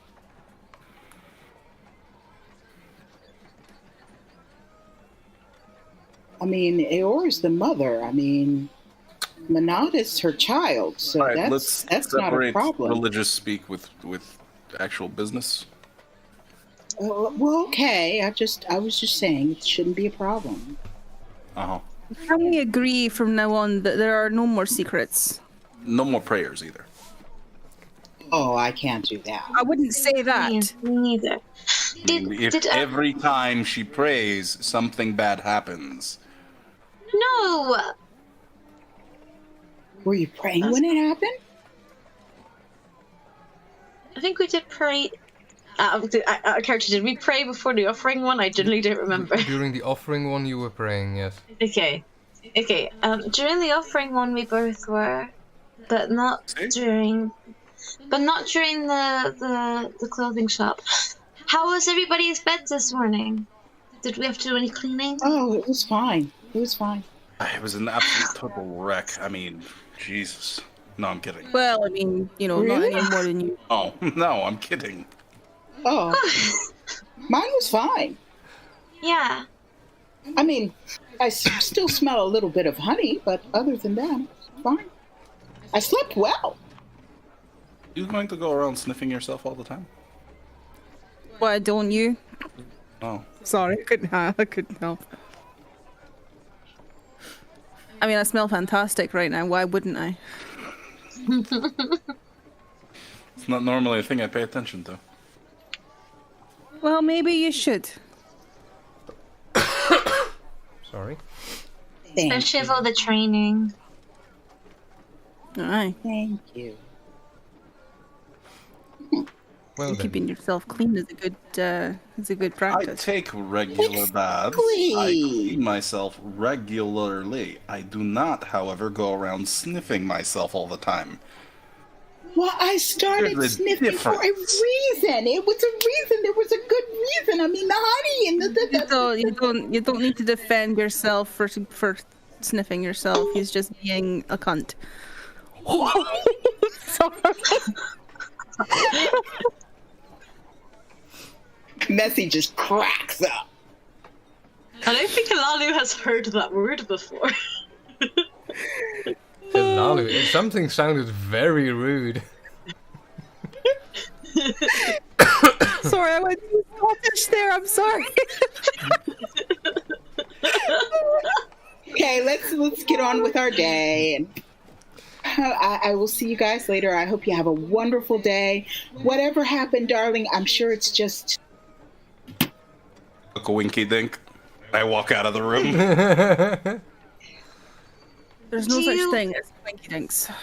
Maybe it's just something trying to tell you that something is wrong and you should pay attention to what that something is. Yes, I would say be aware. It's a warning. Don't panic, but don't ignore it. Maybe a warning about something that you're doing at the time. I don't know. But just try to pay attention to your surroundings and try to figure out what it is. Okay. Where are we gonna meet after, dance practice and you guys doing your going around stuff for the Oracle? Where are we gonna meet after? Should we meet at that place that we've been eating at for lunch? Yeah. The Banner House. The Banner House. Yes, the Banner House. Should we meet over at the Banner House for lunch? Mm-hmm. Okay, then that's where we'll meet.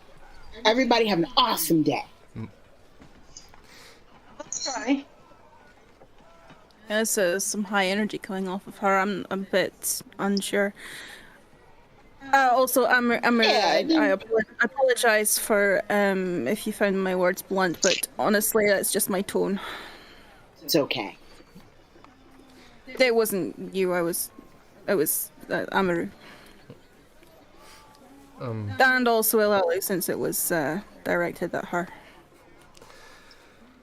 Alalu seems a bit I don't oblivious to that think last bit, but I don't think there's much to apologize for. It's okay. he's just looking out for me. And you stir up people a lot lately.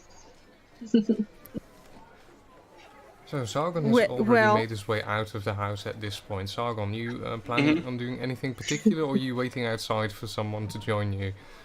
Oh, I'm totally waiting for both Amaru and Ardith to come out the door so I can throw a uniform in Ardith's face. All right. And I've got my darts with me today. And my blowgun. All right. So eventually you sort of round off the breakfast and start making your ways outside, where you find Sargon sort of waiting with a larger bag next to him. Immediate uniform to face. Ah, uniform, no! There you go. Ilalu, you start making your way to practice, I'm gonna assume? So as Ilalu sort of heads off on her own to head to practice, the rest of you, what does your plan look like? Alright, well, we need to get into the uniform. Amaru, you will be taking us through the temple. I don't know exactly.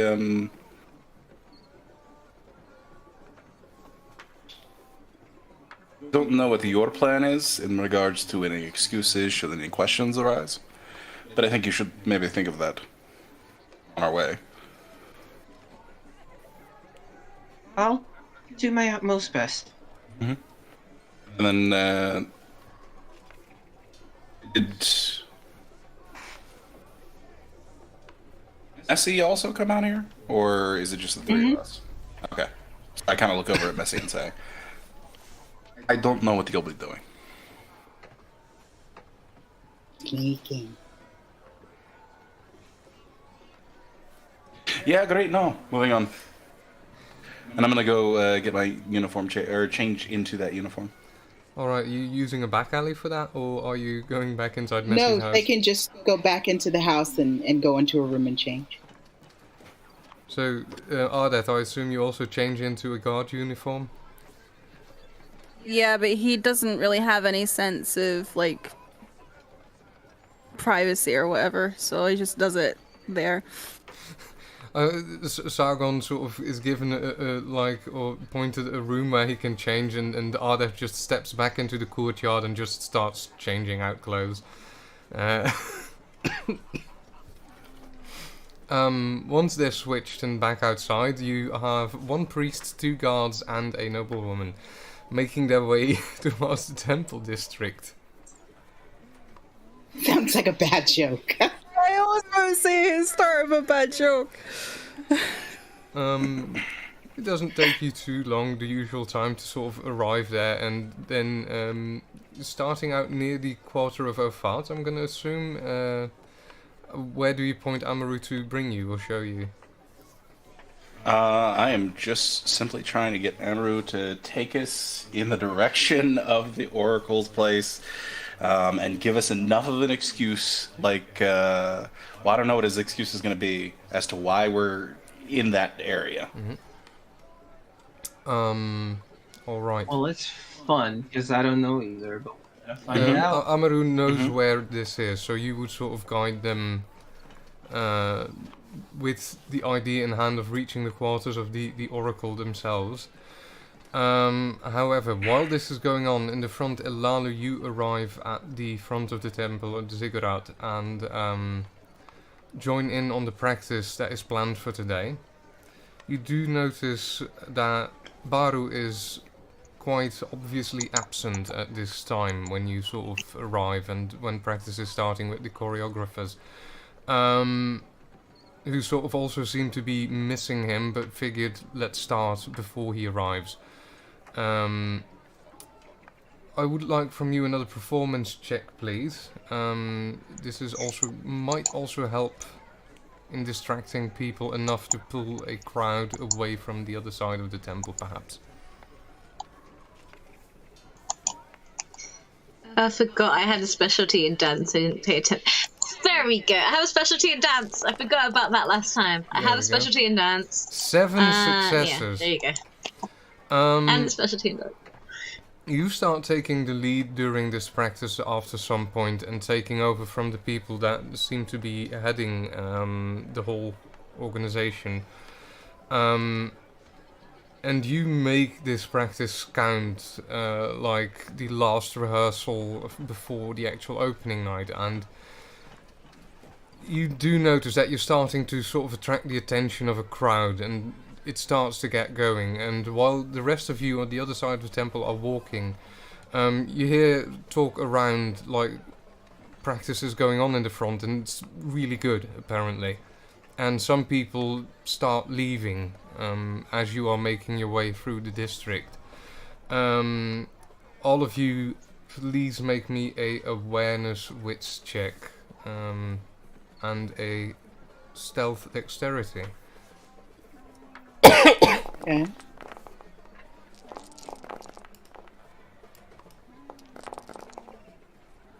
So,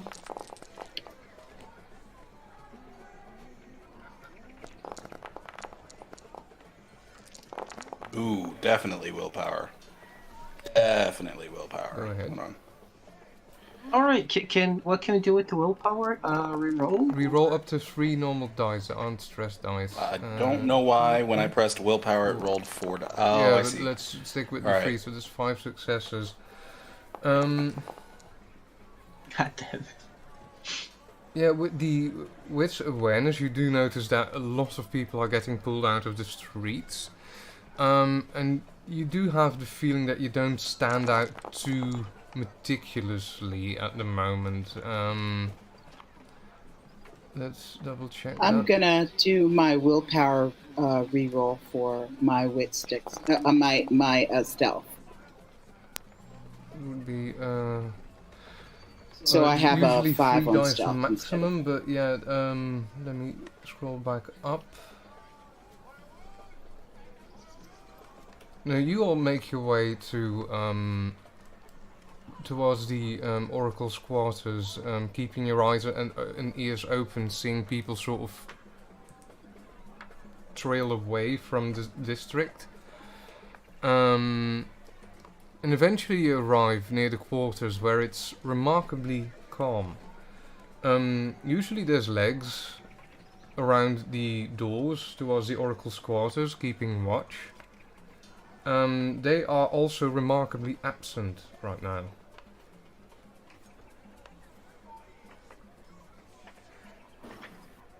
Well, this is surprising.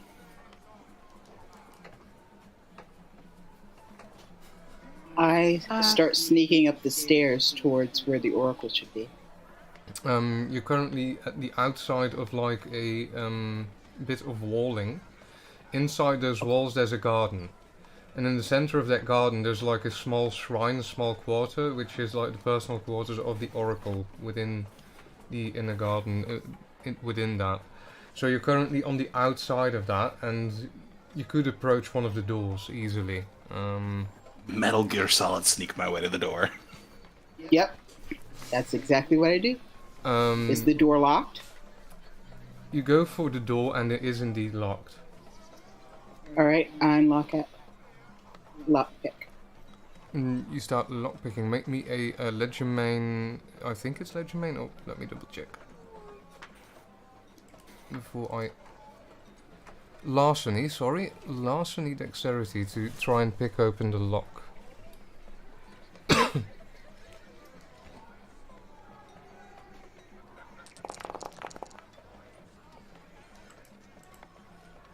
Eight successes. Whoa. That door just opens at Messy's touch. I'm surprised it doesn't start talking.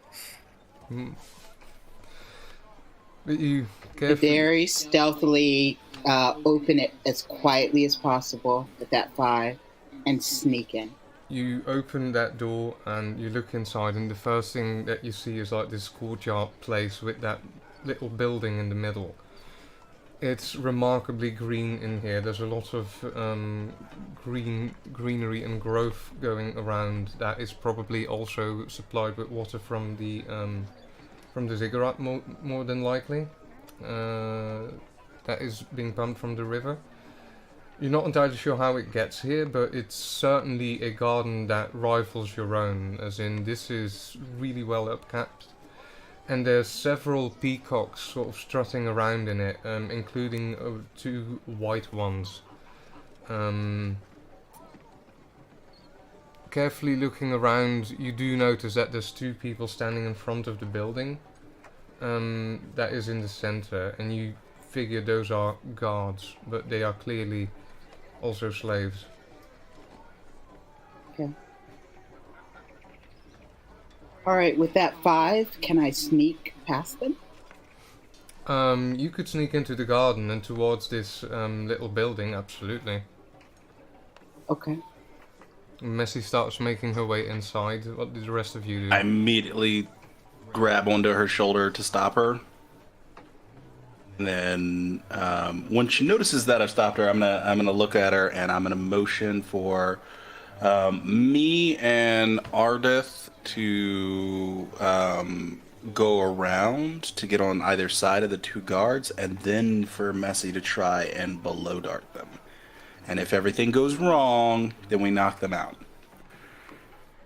All right. So you Yeah, start. I will do as directed. What did Arda say? I will do as directed. All right. So you start sort of spreading your way around into this garden to find your ways a much as possible unseen path towards this building. So the two of you come around from the back. Are you planning to find a back entrance, or are you actually planning to take out the two guards in front? So my intention is for us to get into a position where, should the blow darts fail, we then are close enough to react and knock them out. All right. What do I do for the blow dart?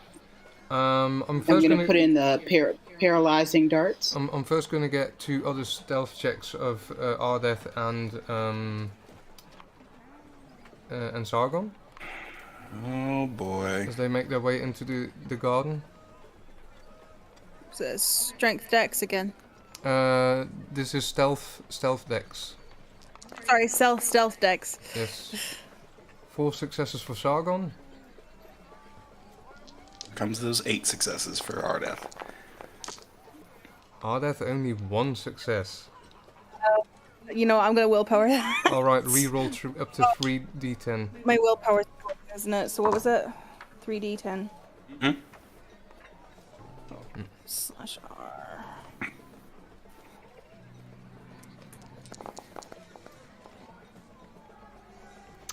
Oh dear.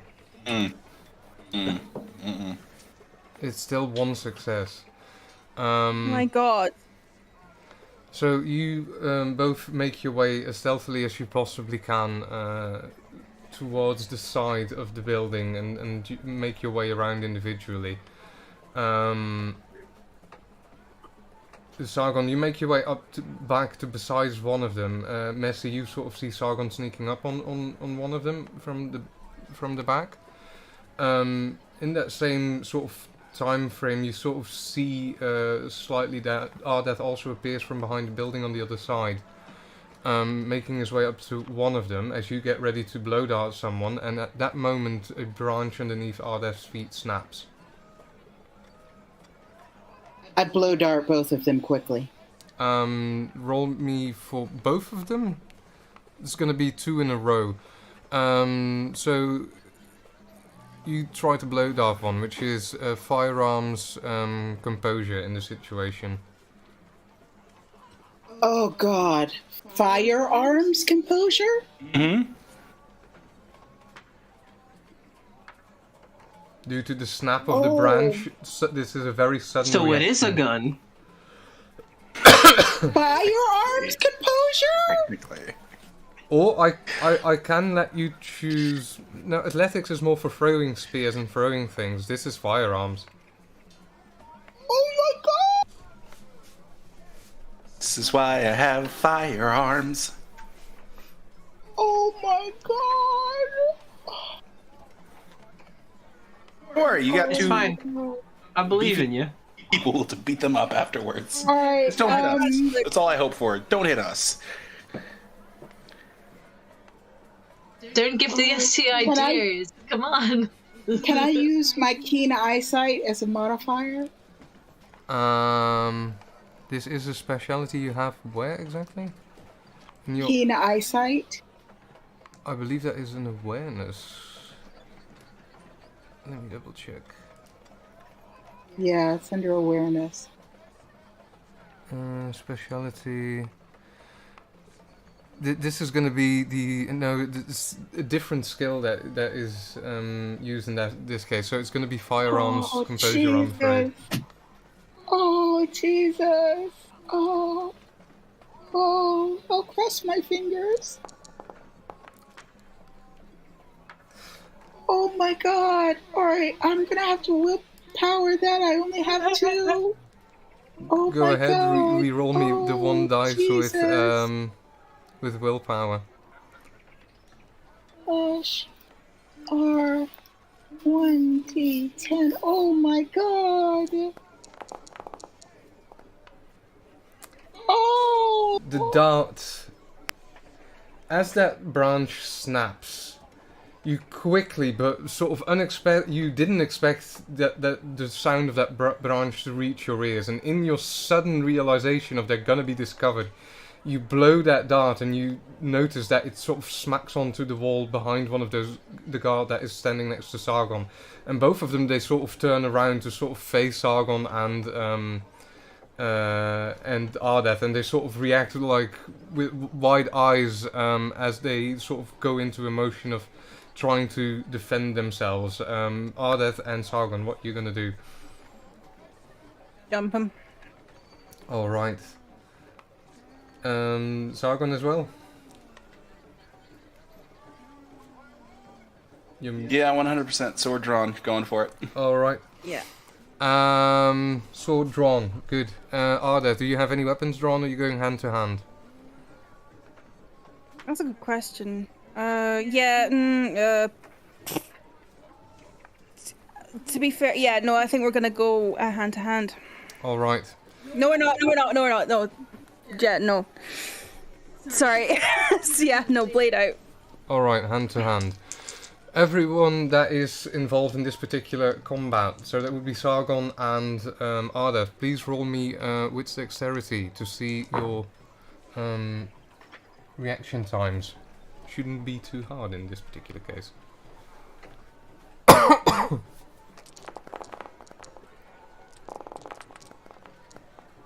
no, I wasted my good roll. Oh no.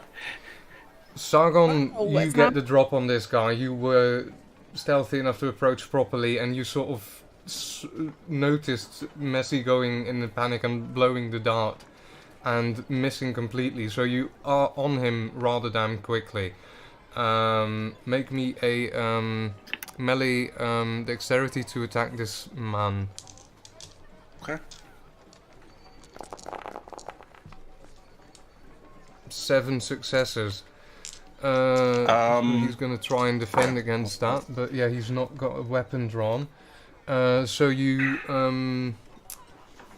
have 5 of those left, which is 1 to confirm, so you have 4 dice to damage him. Plus your, I believe it's your strength modifier? Okay. So 4 plus 3? Yeah, for damage. Let me check something real quick. Excuse me.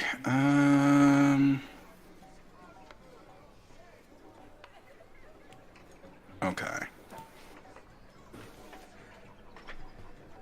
I didn't write this correctly, I don't think. I'm just gonna test this real quick to make sure, because this might roll wrong. Yeah, that rolled wrong. That's not as many dice as it should have been, but hold on. Hold on, so that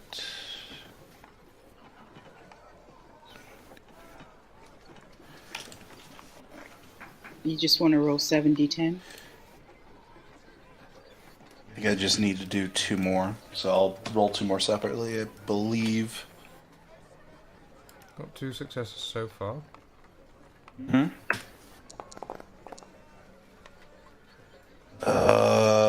Okay. Can I willpower damage? Damage not. Would be the attack No. roll. Okay. I'm now quickly wondering, I'm just going to double check what we said about the weapons themselves.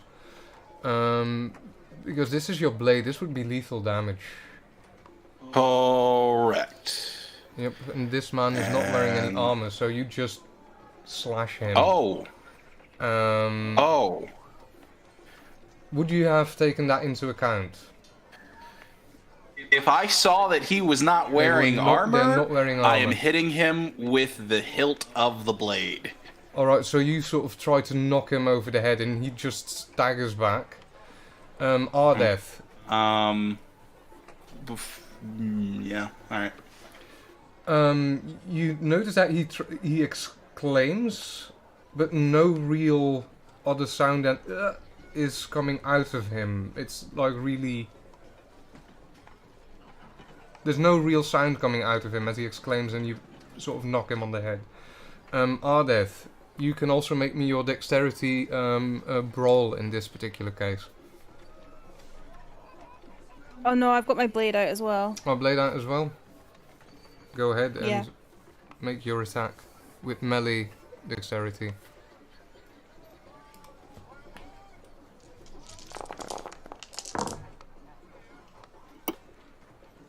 Oof. You hit for 3 successes in his defense, so using 1 to confirm. You have two dice that you can roll for damage from the attack, plus your strength dice. And then, how did we do the weapon again? So your strength plus 2, I believe. Strength plus 2 would be. The total amount of dice. Oh, okay. What kind of dice? Other d10s. Also, I rolled my damage incorrectly, but that's fine. I'll correct it on the next one. So 5d10. I'm going for non-lethal as well, by the way. 5d10. Let me. 3 successes in there. So you also whack one of them over the head with the possibly with the side of the blade. They're also staggering back before trying to. The moment that they see that you're wielding weapons, they sort of both open their hands and they sort of start stepping back. Are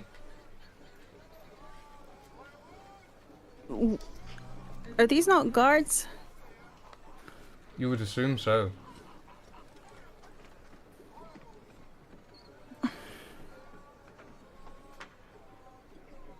I'm looking at Sargon for, like, he's taking on a leadership role, so. Okay, great, fantastic. So in that case, yeah, if they put their hands up, Sargon's just gonna move in, and he's not going to try and kill them, but he will put his blade to one of their necks, and motion for them to get down onto the ground. Roll me a intimidation manipulation, please. Okay. Intimidation manipulation. Oh boy, not my best at all. Nope. It's Would it help if I were to follow suit? It's the moment that the the other two guy? of you are trying to confer as to what is going on, that the one standing in front of Ardeth draws a knife and sort of lunges at him. Right, I'm defending myself. Would be 3 This is successes, so happening. dexterity... Can I be? Sorry? While this is happening, can I be sneaking up behind them? You could try that, so roll me another sneak check for that.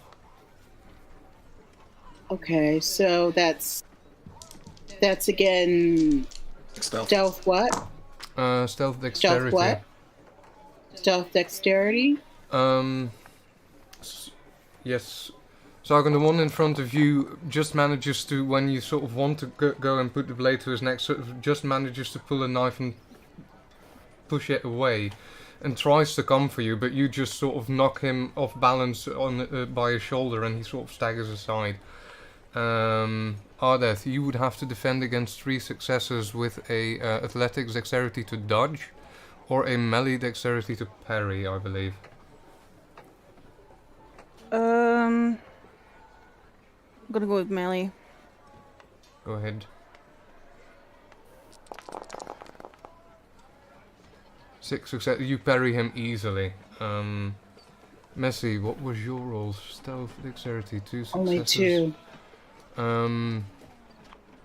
Yeah, he seems preoccupied with the person right in front of him at the time, so you feel like you sort of made your way up to behind him quite easily. Yeah, next turn, what is the intent? Now that they have weapons out, Sargon's going to put his blade. You said my person kind of just failed horribly and tripped past me a little bit? Yeah. He I tried to shoved come my at blade you, into but the he back of his failed neck. horribly. At least I try to shove my blade into the back of his neck. Okay, so you go for an attack. Roll me the melee. Oh wait. Yeah, and what is your intention, Ardeth, before we do that? My intention is to kind of. What am I gonna do? Is there a wall nearby? Oh yes, absolutely, because you're standing right next to that building. Yeah. I'm gonna kind of grab him by the neck and pin him against the wall. You could try that. That would be basically brawl dexterity to try. Messi and Amaru, what are you doing while this is going down? What is your intent? My intent is to sneak up and pinprick them with the paralyze prick. The one that is in front of Sargon is the closest, so you would have to get up close, closing in a gap, and then trying to stab them in the neck with that. Yeah. Or in the leg, or the foot. Wherever. Amaru, do you have any intention as you see this sort of going down inside of the garden? I do a single step to the side of the door and pretend I don't know what's going on if anybody comes around. Alright. He just sees a random flower. Ooh, flower. Ooh, look! Sorry, was that brawl dexterity, sir? That would be brawl dexterity soon. However, first we're going to decide whose actions are happening first. So everyone who's participating, roll me a wit dexterity, please.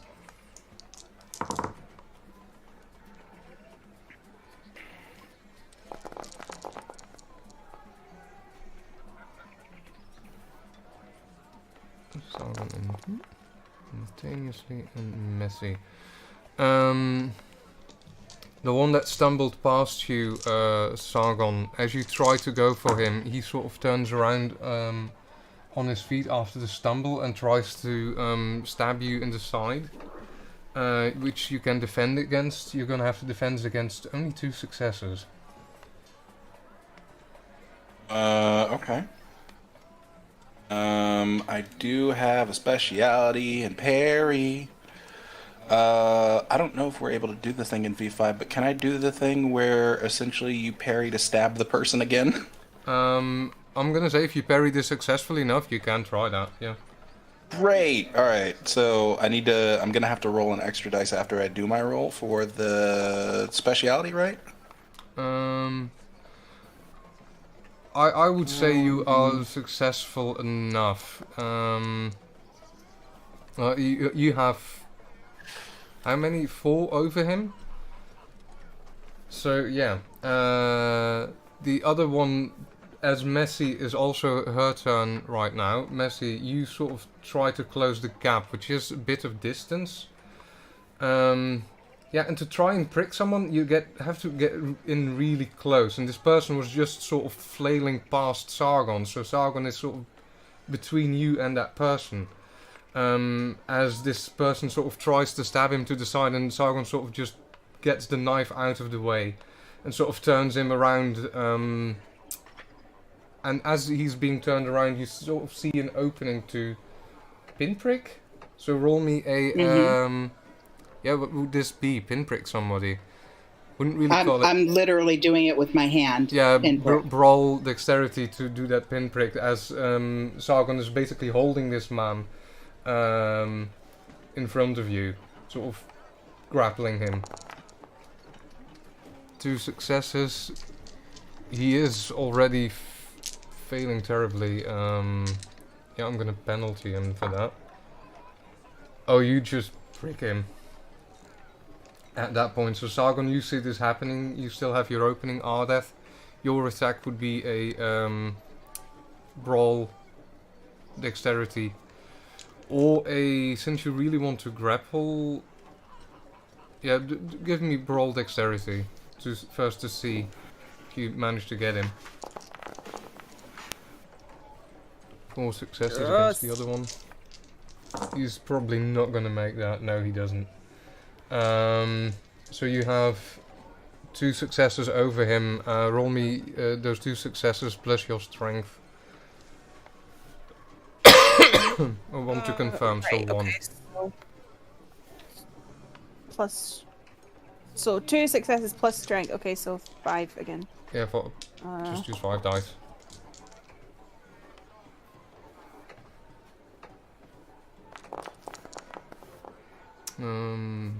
Let me see. I see 4 successes. I believe, yes, 4 successes. You smash this guy into the wall and sort of hold him by the neck.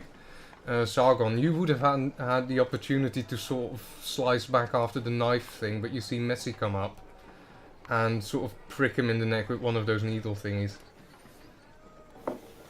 It's fine. Is he still up, or does he go down? At that moment that he gets pricked, he's still up. Okay, great. So, yeah, it's going to take a second. All right. How far away is Ardith's person who's just been pinned to the wall?